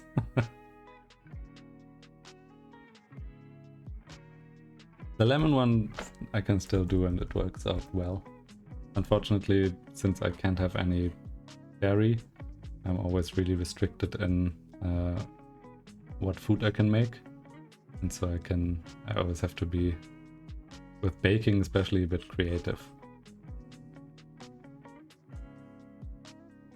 Alright, have a good night or evening. Well, it was nice of you to stop by. Oh, I definitely will. I really like experimenting with different food stuff. I mean, I also like experimenting with drawing. I'm probably gonna be done with this one after today, but I might start a different project. Or I do a bit of games in between that before I decide what to do next. Yeah, thank you for stopping by. Have a nice evening. Night, I guess.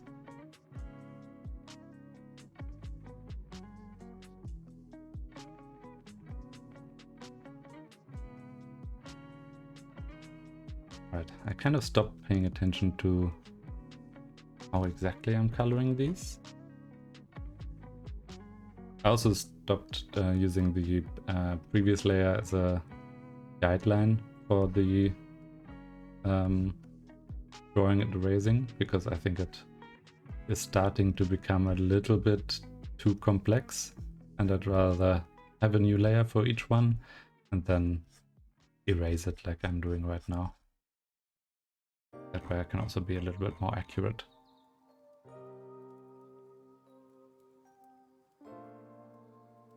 Let me... Ooh!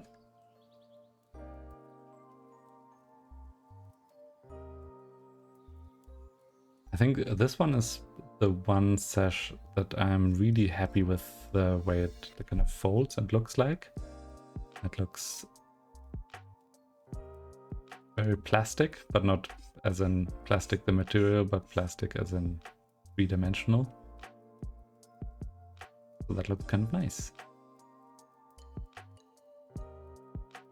Oh no.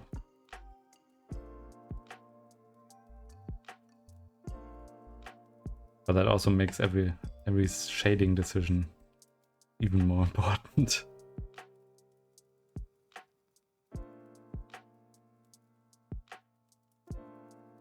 I thought about making a like sped up version of this once I finish this, and basically since I lost a lot of the progress in Photoshop itself, it will have to be basically stream capture sped up version. I'm gonna have to see if that actually looks decent at all, or if I'm gonna just abandon that idea. Oh no, this looks so strange. I thought it might be really nice, but then I don't know if I'm maybe changing between layers too often. Or changing between, I guess, scenes, where each scene is one static view of the project. And if I do, it's gonna be very annoying to watch if I jump around all that like too much. I also thought that basically, since I am since I'm taking my sweet time with this, it's also gonna be a little bit long. Like, I think it's been 5 or 6 or 7 streams, and each stream is maybe an hour, maybe 1.5 hours long. And so if I just extend that to like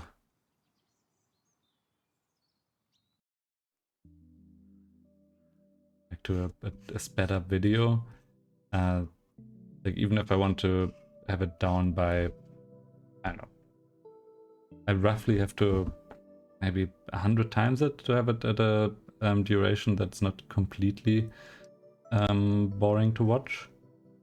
Like even if I want to have it down to a couple of minutes, it's gonna be a very sped up. And if I switch scenes too often, oh, I don't want to change hue saturation. Oh no, I'm transforming this. I just wanted to do Control Z. Yeah, if I'm changing scenes too much, then that's gonna be hard to watch.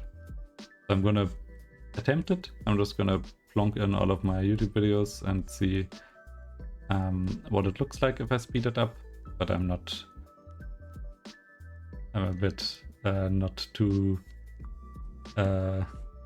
much looking forward to it. It might look too odd, too weird. Where are the bubbles? Aren't the bubbles in front of this? Oh yeah, interesting. Oh, interesting. In this area, I never did the background of this sash inside of the bubbles. So now it looks like the bubbles are kind of half shaded.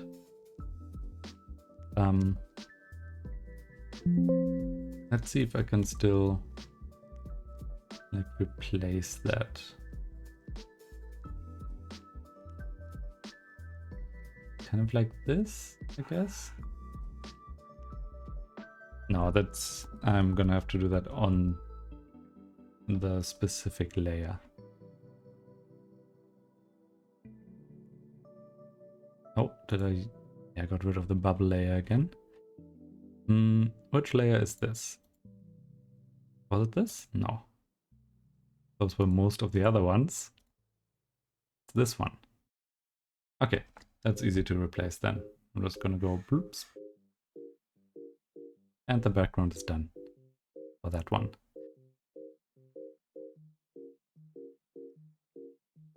Alright, back to shading. There isn't... Oh, never mind, there's a lot left. I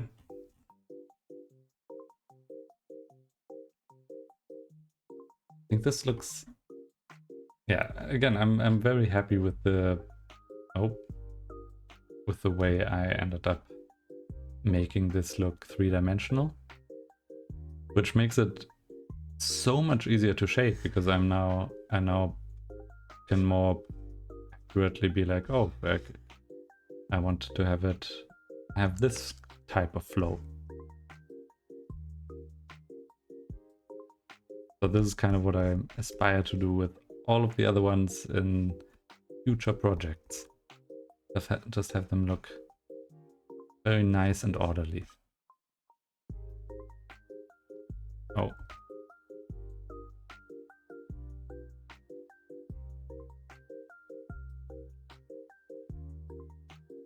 There's a type of food anime that I'm currently watching with my partner, which is about like it's very extreme. It's very much like I forgot what it's called. Something like Food Fight or something in that direction. And it's very much about school-aged kids or high school-aged kids doing cooking battles against each other. Maybe it's just called Food Fight. And it's very ridiculous and in that very entertaining. But there's this one character who always does really, really yucky dishes. Like was generally a good cook, and then does kind of awful experiments and inflicts those on people. And sometimes when I'm cooking, I feel a little bit like that, where I'm like, okay, I don't want a recipe, I just want to see what happens. Like, what happens if I combine these things, or what happens if I put this ingredient into this dish. Like when seasoning, I really like going by smell and be like, all right, let's smell basically every herb I have available and see if it smells like it should go into the dish. And sometimes it's a hit, and sometimes it's not. But I think at least if I want to become a better cook, I need to do a lot of experimentation to then figure out what works and what doesn't.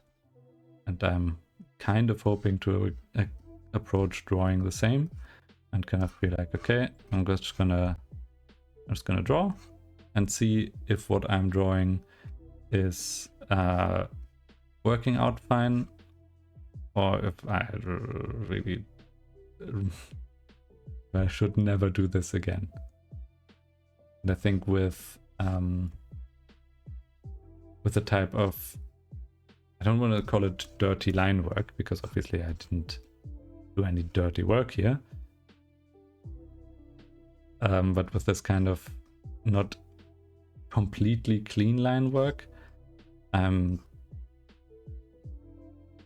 that's very much something that I wasn't super familiar with before.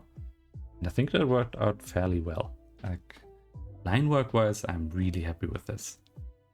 So I'm looking forward to then applying that same thing on the next project and then see what I can do, maybe with good line work and then really interesting shading. Or I just do the shading in the line work and not have to worry about it later like I'm doing right now.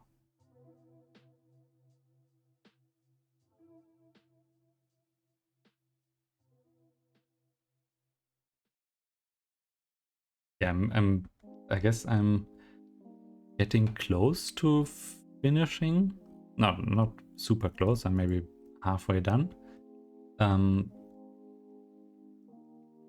And in part, I'm like, okay, this looks kind of finished, but at the same time, it looks so far away from what I thought it would look like that I'm like, oh, surely I can't be done right now. Or surely I'm not done yet.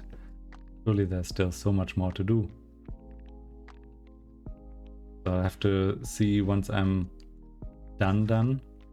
I have to just leave it for a bit and then come back and see if I want to, if there are areas here that I want to continue, or if it's satisfactory and I guess leave it as its own thing, as a product of its time, I wanted to say, but that's, I mean, I guess it's a product of its time in that, in some way. The product of my first return to drawing, and next time I'm drawing, I'm gonna have a lot of elements to take away from this one and to learn and to hopefully improve on. And that will be interesting in itself.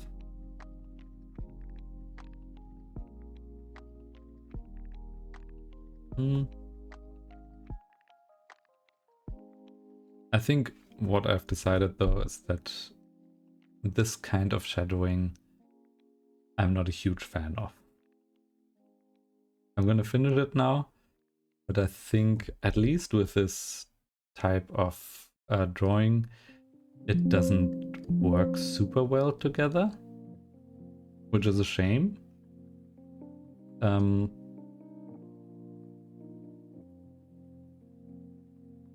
But yeah, maybe I'm also not quite sure on how to use it, and that isn't helping.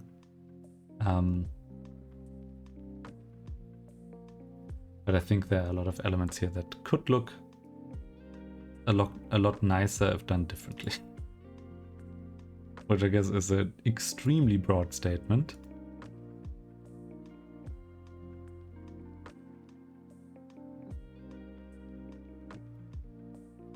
And maybe that changes once I step away from it and then look at it with a little bit of not only physical but also time distance. But currently I would say line work wise and that's mainly it. Line work wise, really happy with it.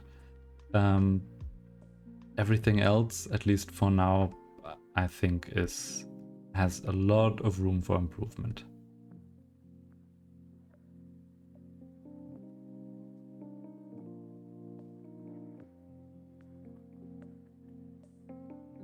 Obviously face, really good. And I think the shading is at least starting to work like in this area. At least if viewed from afar. So maybe it will work in the rest of the I want to say face, rest of the body as well. Oh. I have to be very careful with this. Am I... Okay, this is not a layer I'm currently live on. I should probably move this into a new layer. But I've started it here, I'm gonna end it here. Nah, I'm just gonna move it into a new layer.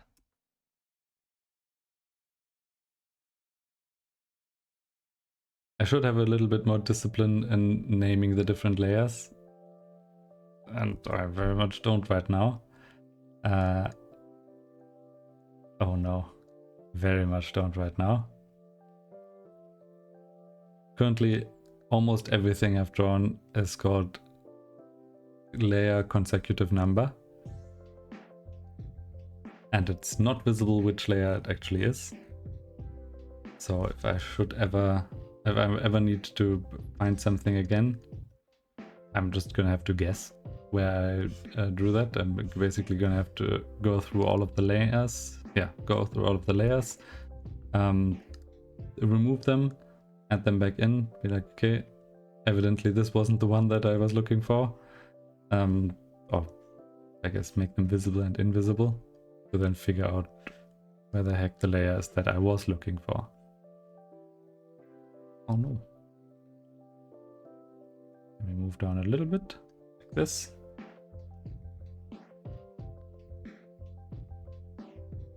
Okay.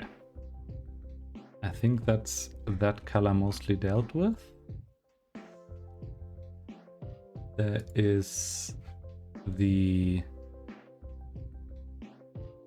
I guess let me switch back to the pen. Sometimes it really likes to make aggressive ding noises, or Windows likes to make aggressive ding noises at me. And I think usually that's when I have something selected that isn't a brush, and I'm trying to do something that should require a brush. Oh, I like the previous. It's unfortunate that the color selection wheel isn't visible, because in there, obviously, I'm trying to select colors that slightly work. Like I'm trying to not just do a black layer on top, because while that works really well for something like the red down there, I think if you use it everywhere, it kind of makes everything look grayish. And so I'm trying to use just darker versions of the same color, which is probably in the end result the same as using a black layer. So I shouldn't look down on that.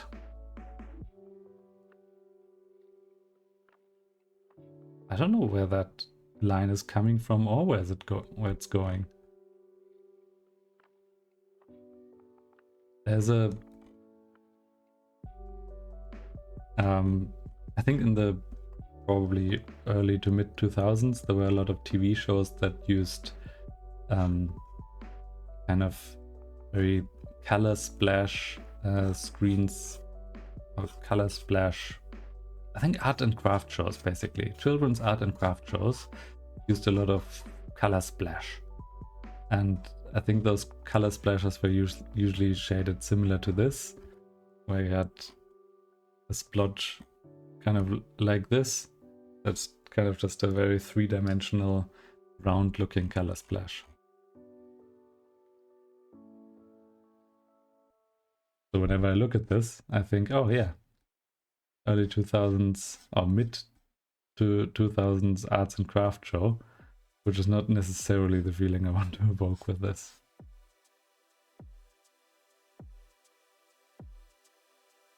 But it's fine.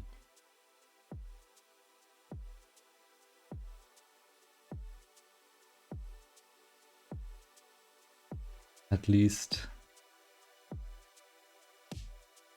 I think in the end it will look fine, or fine enough. I'm gonna be somewhat happy with it. And I definitely already know some areas I can improve on for next time, or the last time I will ever draw.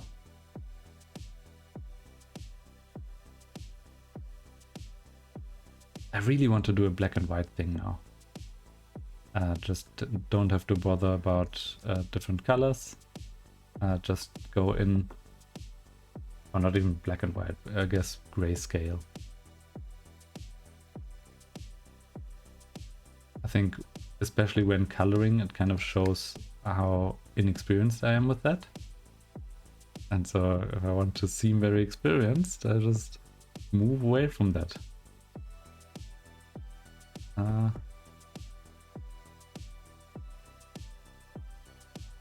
No, kind of like this. I have a lot of things to erase. Oh, a lot of things to erase. But I think in general, at least this part of the shading I'm done with here. Oh, that's a lot of things to erase.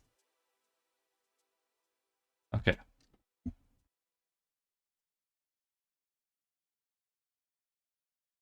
I think the face I'm still a little bit iffy about. It might be too extreme with the, I guess, darkness setting I chose there. I think the eye part at least will have to be a little bit brighter, and the cheek area will have to be expanded a little bit. I will do that eventually, at a not now time. And I think for the sashes I'm gonna go back to at least trying to limit my reaching the borders a little bit, so that I don't have to spend endless times erasing something that it wasn't meant to be there anyway.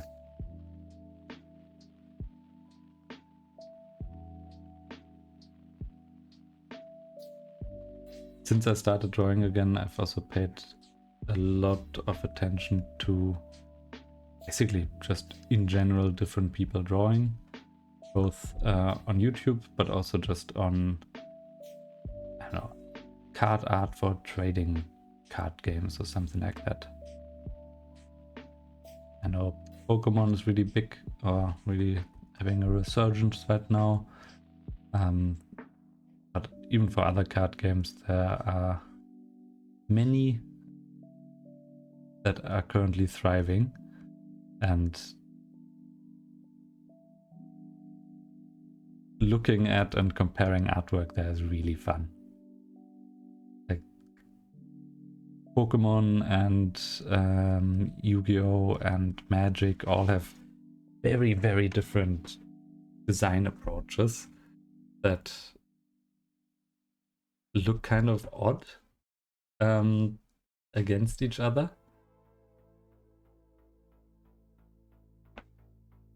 Like, I think in comparison, Pokemon, for example, is doing a lot of I don't want to say bold stuff. Maybe I want to say bold stuff. Pokemon is doing a lot of bold stuff, by which I mean things like claymation Pokemon, or extremely different art styles for things, which is very cool. Other card games or other games are some of them, I think Magic the Gathering, for example, has some areas where it's really trying to move into like very wacky art directions, which usually works out all right. Sometimes they're moving a little bit too far away from, I guess, card game, in my opinion. But I think in general I really appreciate it when they try to push what's considered normal a little bit. I think especially when you factor in game design, obviously you have to think about, like, even if I do the most wacky design, in the end, what's the most important part? Like, is the card still readable? If the card isn't readable, that's pretty damning. Which one are those purple tentacles? Are those these? Yes. Like, obviously, if you're going too wacky with the art style, your card isn't readable anymore, which is an issue, because like, it's not only an issue for playing with it. Obviously, you want everybody to be able to play with your cards. And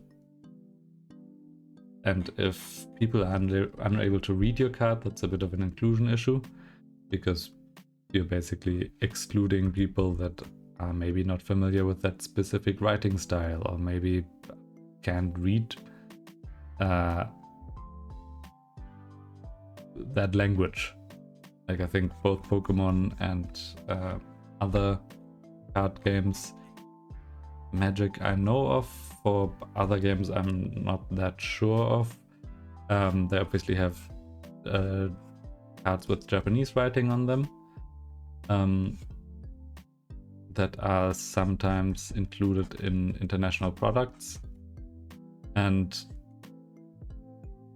it's fun and all. Like it's neat, but if you're thinking of not the very enfranchised player, but maybe a little bit more a casual player, or someone who's like, oh, I wonder what this game is all about, and they open up a pack and there's something in Japanese, they might be like, okay, am I getting scammed here? Is this a fake pack?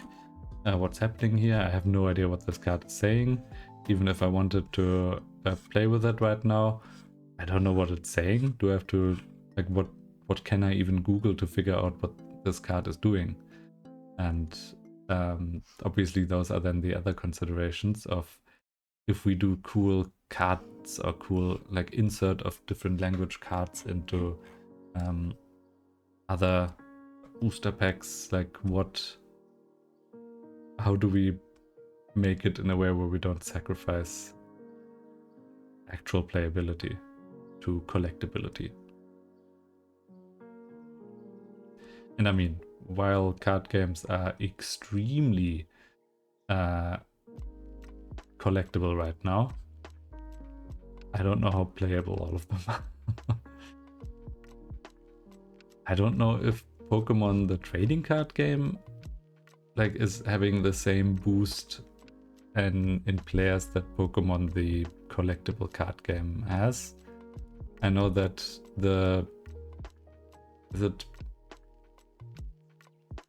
it's not VCG, but VCG I think is, no, maybe it is, I don't know which one the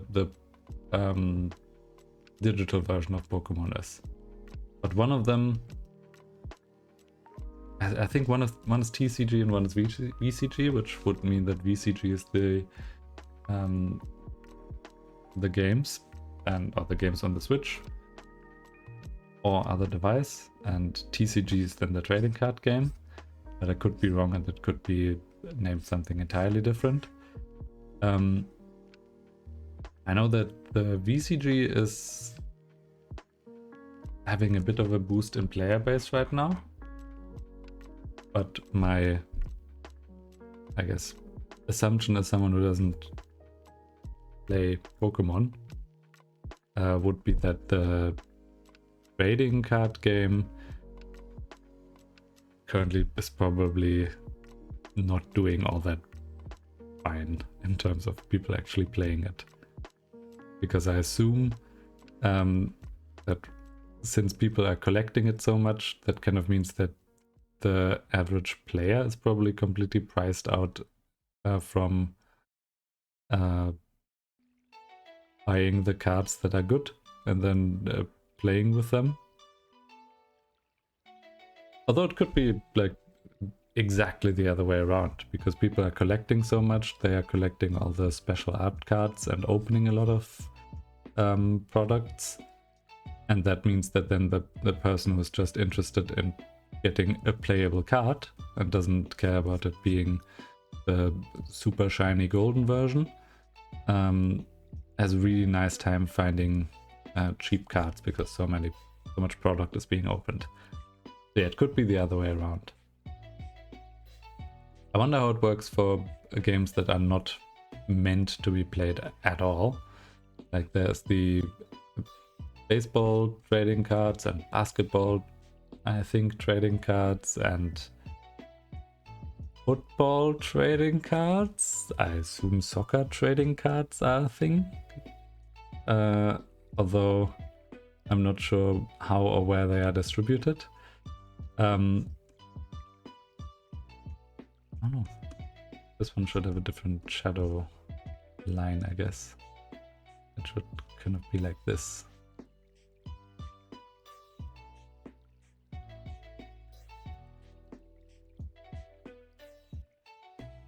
So yeah, when I was in the US a few months ago, I got baseball, I mean, like trading cards or just collectible. I assume they're not really meant to be traded. So I got some baseball trading cards just to open up and look at them. I don't know. I know one player. I know Shohei Ohtani.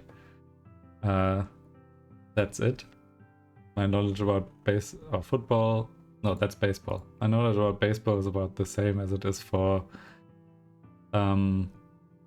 hockey, where I know Wayne Gretzky, and that's about it. I guess for European football or soccer, I know, I guess, other players are available. I know, actually, I probably know a few more. I know Messi. I know extremely current players such as Pele. I know a lot of the old German players, like the not currently playing. I know Müller. Müller is a currently playing German player. But yeah, my knowledge of different sports is extremely limited. Oh no. It's screaming at me again.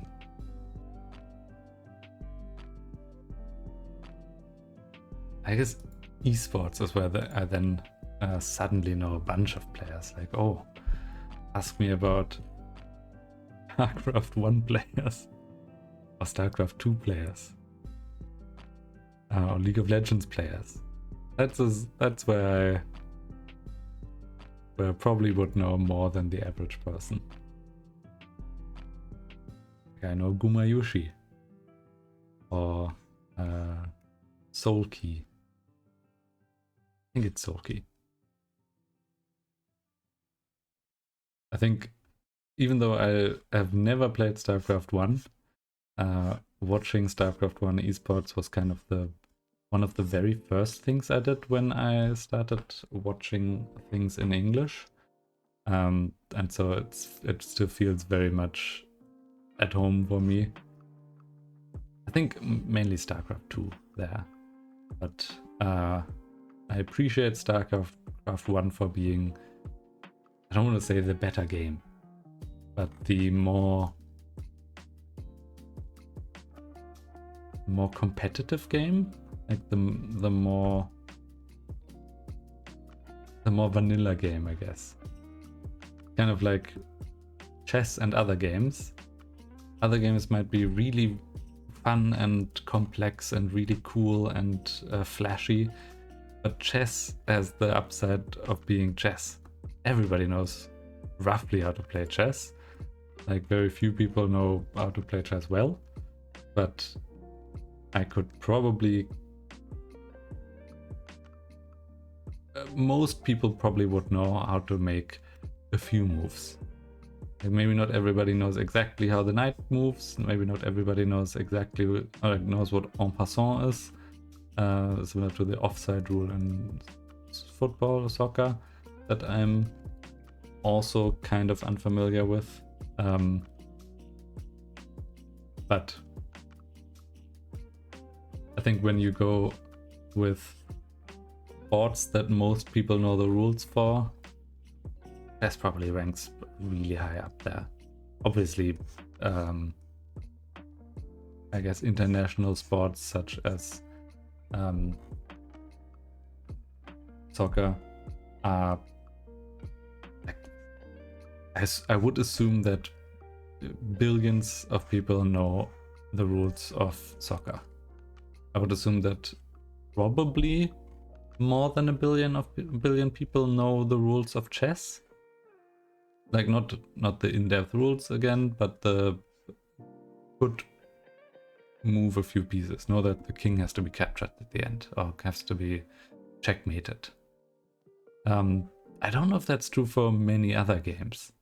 Like football, American football, I'm not sure. Like I don't know the rules of it. I know that people run into each other, but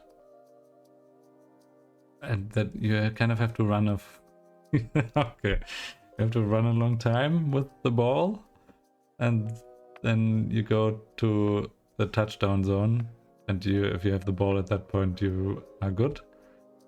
But I don't know if that would count as knowing the rules for American football. Then there's rugby, and I honestly don't know the difference between football and rugby. Then I guess tennis is pretty much self-explainable. You hit a ball with a racket. But then points counting or scoring in tennis, that's again already I'm out with that one. And I think outside of that there aren't that many universal sports. Or universal, I guess, not necessarily only sports, but games. I think chess is kind of the only really big international one. Because it was big in the Soviet Union, and so that part of the world, it is at least known, I guess, in... Actually, I'm not sure how much East Asian countries know about chess, or if it's more, I guess, shogi there, or mahjong, or one of those games that is a lot more popular. Go. Oh, Go is so cool.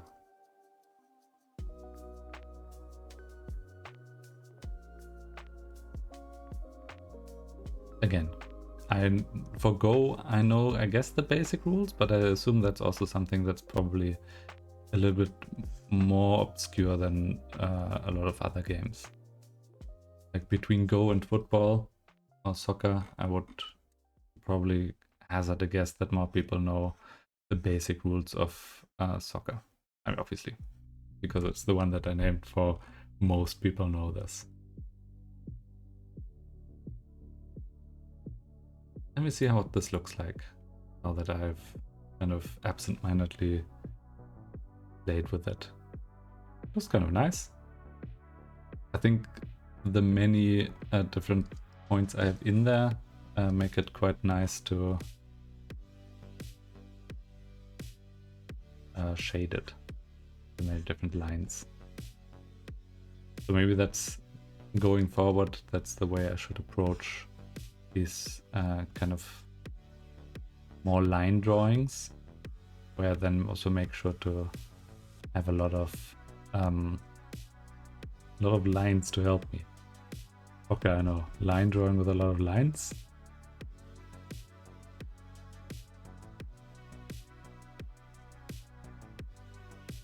I think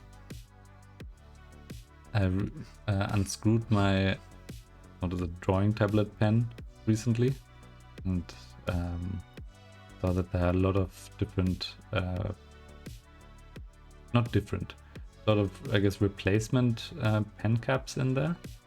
And I think drawing like this, it's weird because it's obviously it's a plastic pen, but maybe is it visible like this? Not really. Like the top, the part that I used to, I guess, press on the drawing tablet with, is definitely already slanted in one direction, where I assume most of, like, whenever I do multiple approaches on something, or I guess press it very hard when I'm shading something, or I do a lot of back and forth scribbling, I assume I just create a lot of microplastic. But that's good for my health.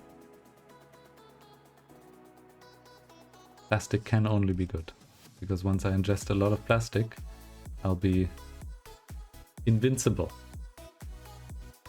Because I have breathed in so much plastic that I'm mostly uncompostable.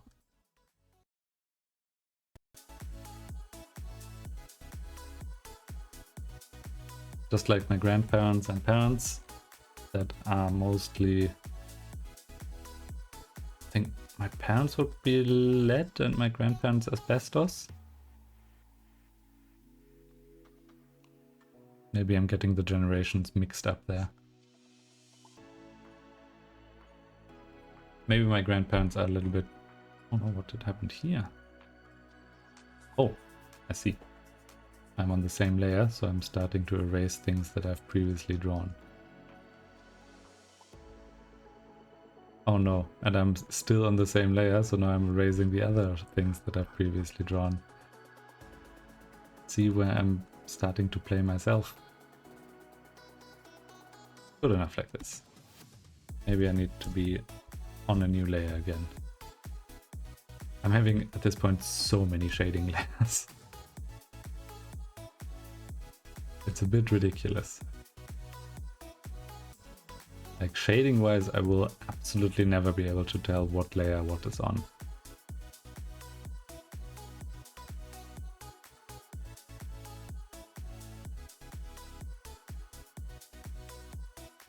But yeah, generation-wise, I think LED was... I think LED was the previous generation.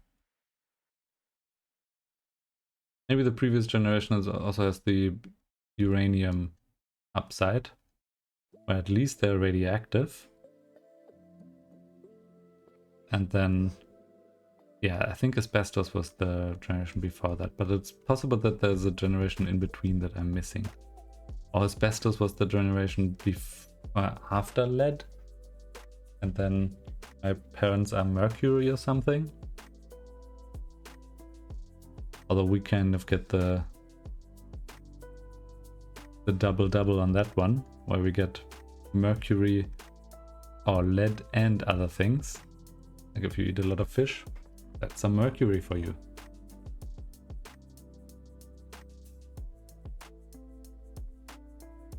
I think I'm mostly, like, what am I missing? If I go over these, there is the gold parts that basically need both high and low lights. Same with the halo. Then this area here. Let me go back to my brush. Where does it kind of weaves a little bit into the hair? Oh yeah, and over here. That purple kind of layer is here quite a bit. Oh, and this green layer that I completely missed. I think I'm gonna do this green layer right now, because otherwise I am gonna forget about it. And after that I can do the purple layer, and after that I can do the next layer, and so on. Just have a steady stream of different layers to shade.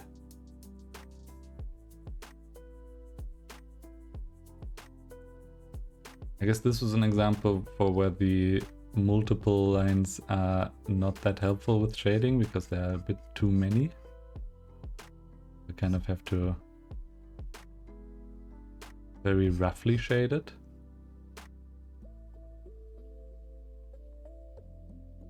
Kind of like this. And then this lower one. Oh, am I not allowed to scroll down? Apparently not. Okay, so this lower one. Also just one color. I assume this is so far behind other things that I think it would be reasonable for it to be all shaded. Okay, next purple. I don't know if I want to shade the dark green, or if the dark green is just gonna stay dark green. Oh god. I think I'm always trying to use the eraser to then select a different color, which obviously Photoshop is enraged and angry about. So let me just use the current one. It's gonna be fine.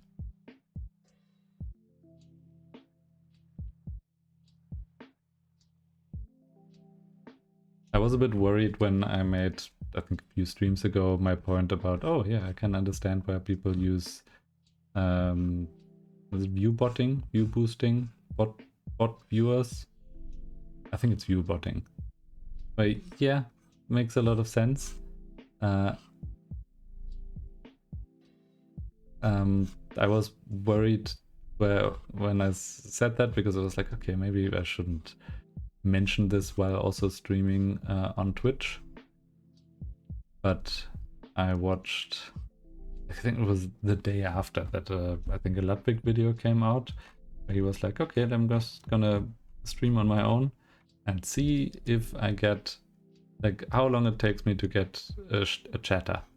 And I think it took like 6-7 hours.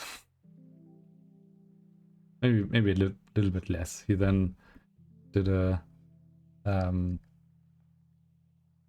fake giveaway, and then someone turned in for the fake giveaway and then recognized that he was Ludwig and then chatted, which obviously is a bit of an advantage, because once you know that it's that streamer that you already know, that's your, for the streamer, I guess it's the ticket to then have that person chat with you, even if they are not super into what you're currently doing. But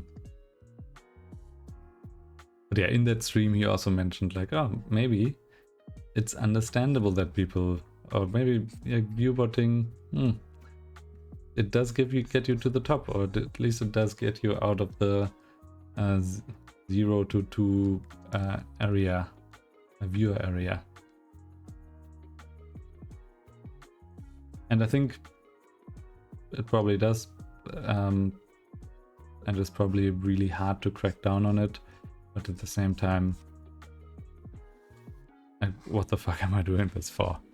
I'm not doing it to bot my way to many viewers. I'm doing it so that I have an excuse to do some, both learn English or improve my accent, I guess.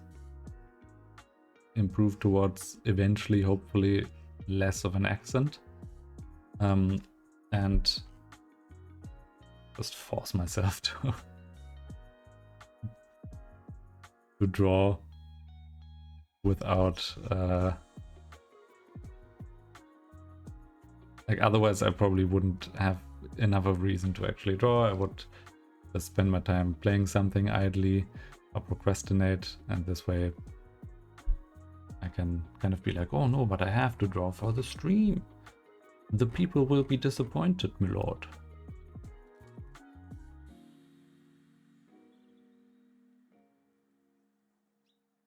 Okay. That's this part.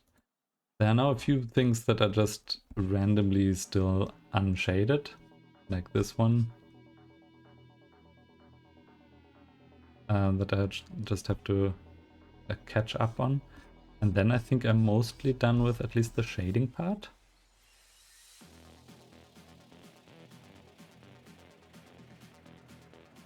Yeah, while it is really nice when people chat with me, it's also, I don't know, not a prerequisite. I think, especially when playing games, I really have fun talking about games and talking while I'm playing something. And I realized that, like, once you get older, it is kind of hard to find people that not only regularly want to play, but then are also really into the game itself, and like, oh, let's chat about the mechanics of it the entire time, or just chat in general. I'm lucky to have a few of those friends that are happy to play with me and chat about the game, but obviously not everybody is around all the time. So it's nice to have an outlet where I can chat about the game, even though it might be chatting to nobody in particular. It's still nice to have that. Outside of this one, I think mostly the coloring is done, right? Am I missing something obvious? I'm ignoring the green part. I think that's it. I'm gonna do a new layer just in case. I'm at end layer 49. And once that's done, I'll have to then approach the background, and I think that's gonna be an entirely different beast. Let's see, roughly like Maybe this?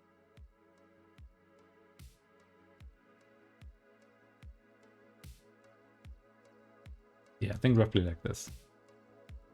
The background I'm a bit wary about just because it is definitely not my type of style to draw big strokes, few strokes. I prefer to do very intricate kind of many small lines instead of few big line do trick. But I'll have to try because I think otherwise like I can't do anything super intricate on the background, otherwise it will take literally forever. And if I don't, I have to have an alternative, and the alternative will have to be to just do it with a style that I'm maybe not super familiar with and not super confident in.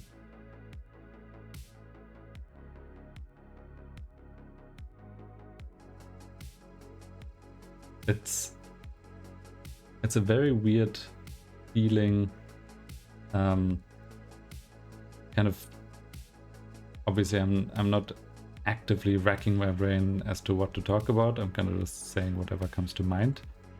But every once in a while, I get a very intense flashback of different times in my life that I maybe don't revisit super often, that I could talk about, that are very, I guess, that are interesting.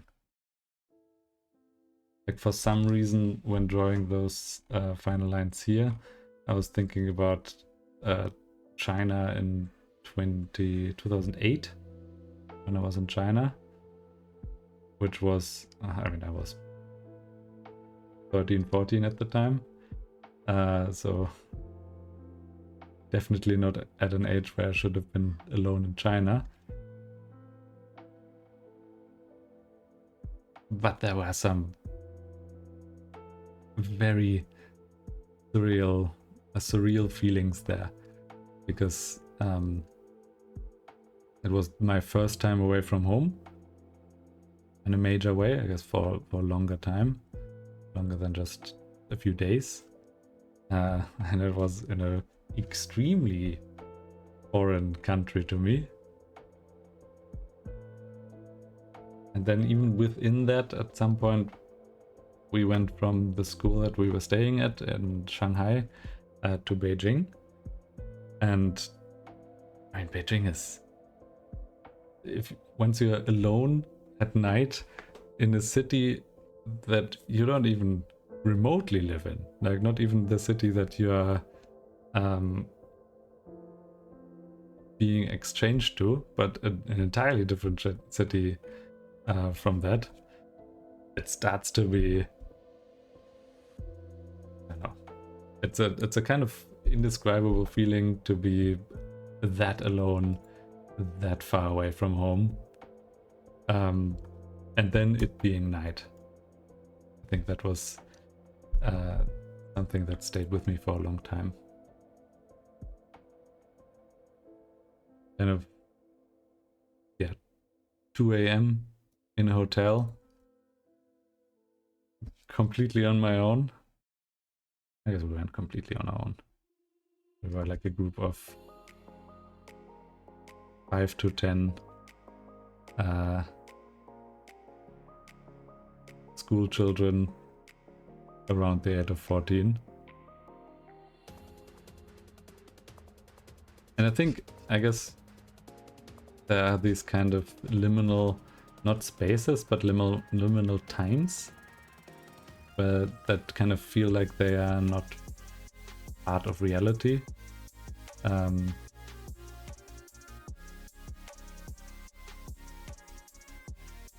now I have to concentrate a little bit here. No more talking about liminal times.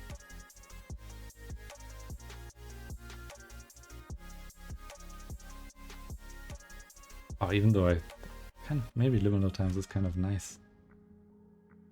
Obviously that's something, or liminal spaces at least, is something that you have a lot of in computer games, because you have, especially in games, a lot of areas where not, like in open world games, where not a lot happens when you're not actively interacting with them. Like if you imagine an older GTA game, or basically an older anything game, you have these spaces that are kind of there, and obviously there are people there that do something when you interact with them, but when you're not, nothing happens there. And when you, instead of ignoring them, as you probably should do because you're not interacting with them, then what are you doing? If you then just look at them and try to, I guess, investigate them for the places they are supposed to be, that then becomes really weird. Because it's like, oh no, this is not a place you're supposed to interact with right now. This is not a place that was meant to be doing anything right now. And by you investigating it, it suddenly becomes a very weird, surreal place.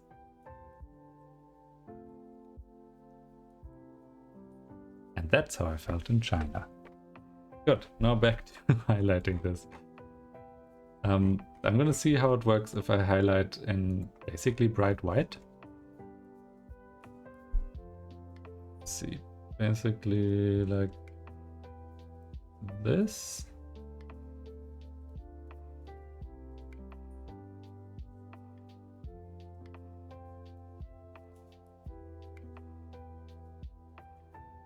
No, this doesn't work. I kind of have to figure out what gemstones actually look like.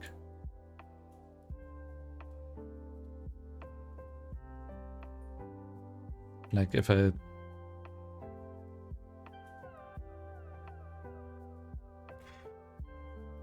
assume, if I imagine, oh no, imagine the sun. Basically, I would want something like this, and maybe something like here, but maybe not. And I think it's also probably best if I go back into the kind of pencil or brush mode with that, where I can then be like this kind of fading. That should probably be more. Maybe this works. I'm gonna have to like try it a little bit on other areas here.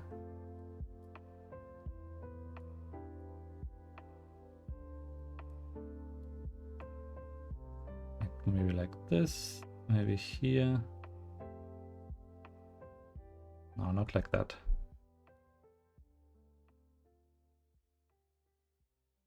Sometimes it works when I just try to hit something and then just hit the perfect shape by accident. I don't know if that works right now, or if I am just trying for naught.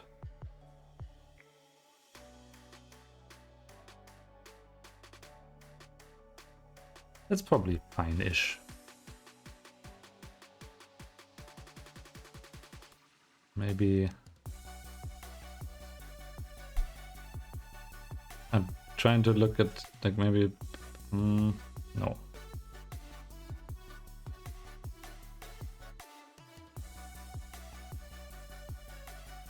I think this looks fine enough.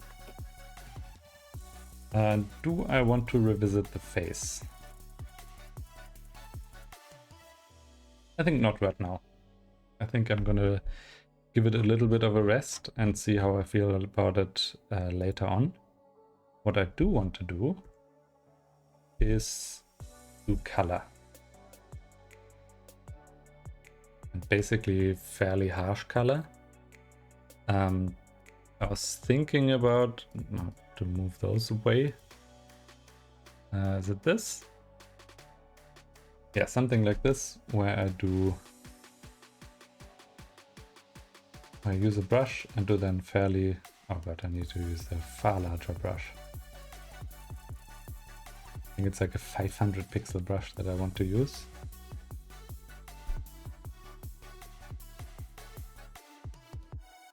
Let's see, if I just use that.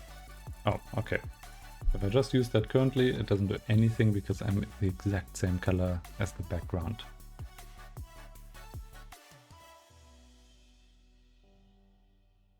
This works fairly well. I will have to position my drawing tablet correctly as usual. Come on, we go to the side there. But I think just having the kind of brush feeling, I can then kind of do my shading here. Like if I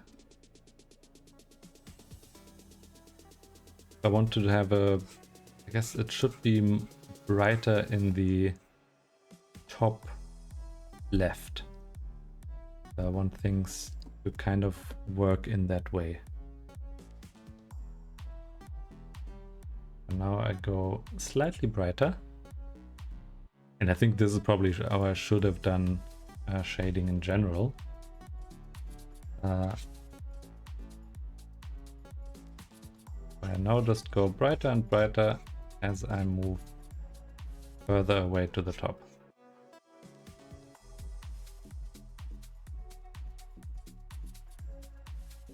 Just a little bit brighter. And I don't need to go white. I guess I want more from the left to the right than from... Yeah, I think this looks fine. I'm gonna hide this for now. And I'm gonna do a different approach because my light is very much coming directly from the side.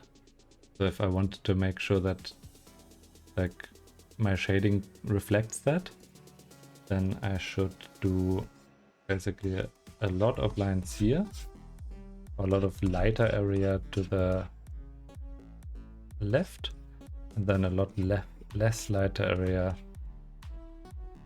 to the right. Kind of like this. Maybe a little bit more.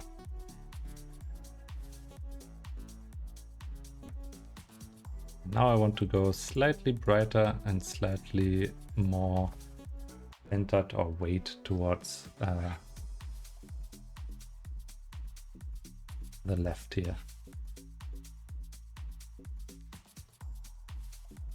It almost has a little bit of the to say like school bus seat feeling. Or maybe the brush strokes are a little bit too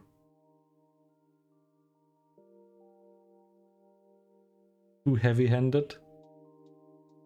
Okay, last one. I'm gonna do very bright from here. I think I'm generally somewhat fine with this. Now, before I decide that I want it entirely different, I need to do 3 different types. And I guess I do that as the very top layer. I'm gonna use not black, but let's say a very, very, very dark teal. And then I have to do starting soon. Oh.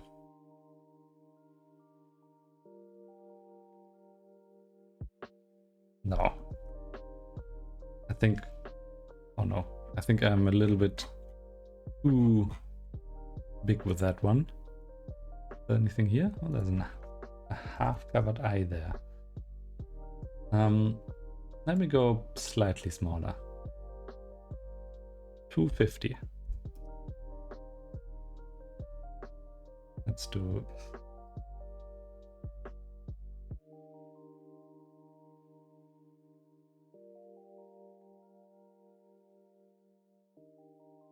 It looks really cool. I can't do an ing here. So yeah, looks neat, is completely unusable, unfortunately. Oh, I have an idea. But first I have to do a starting. Let's start here. S T A R E I N. Daten. Daten soon. I need to be even smaller than this. No. Maybe I just draw. Maybe I should just draw it on a blank canvas. Let's do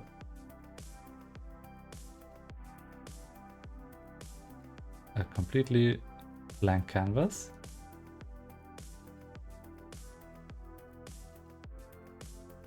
Actually, let me at least get the color correctly. Oh, this is hard to watch. This is too bright.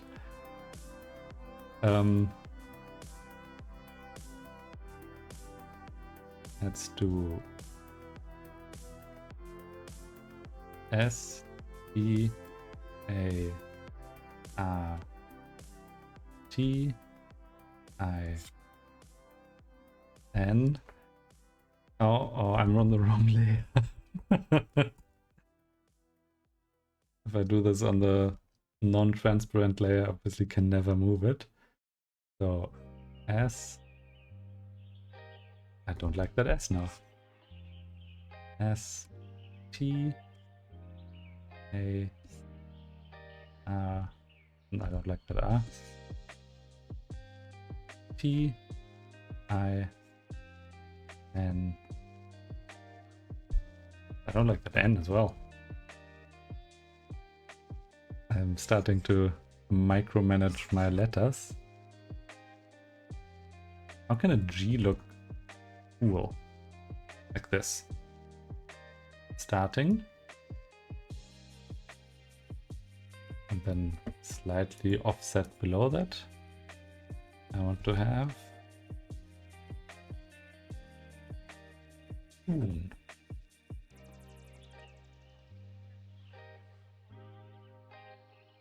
Alright, looks kind of cool. Now I need a slightly whiter layer. That's maybe 350. That I drop. Oh, below that I wanted to say.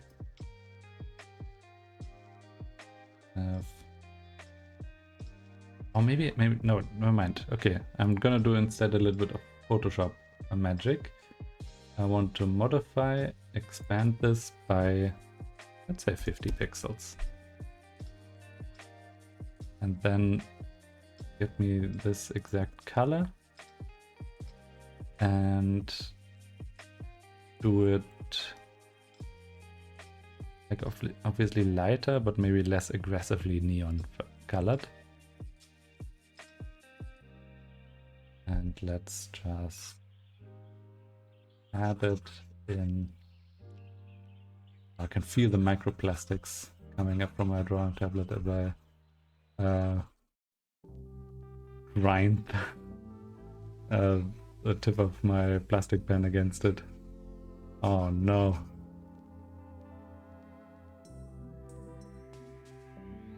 Starting. Ooh. It doesn't need to be perfect, so I'm kind of just not just filling it, I'm just roughly coloring it. Starting soon. Then this can be slightly opaque. Top layer can also be slightly opaque, I guess. Or slightly transparent, not slightly opaque. Quite the opposite. Alright, now that we have both of these, let's see how we can implement them.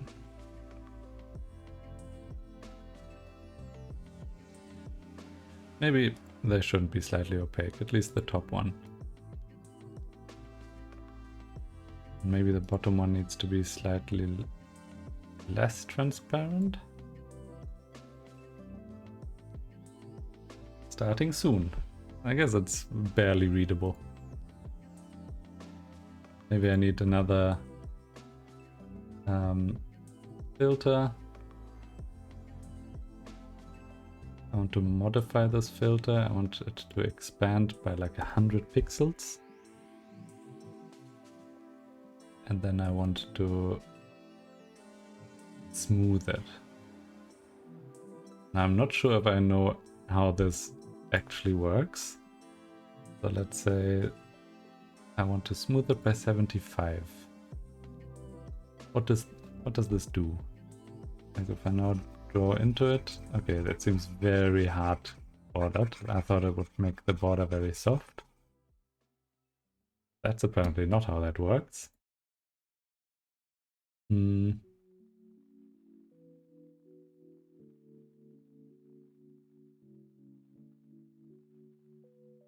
I don't know if I know how to do this.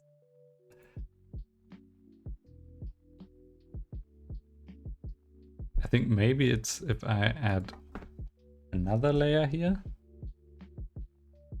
I'm just starting layers. And then I do... oh god. Now this is a lot more Photoshop and a lot less anything else. Let's do a blur here. I just want I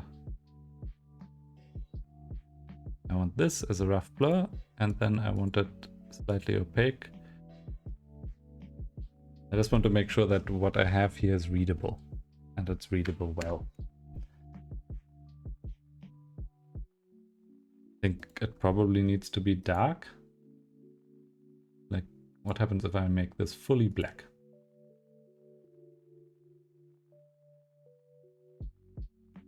Does it look better?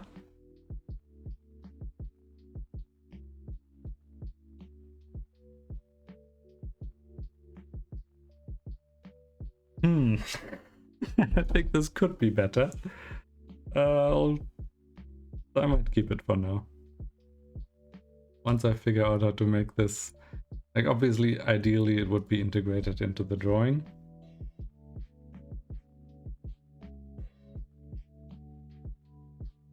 But I can't do that right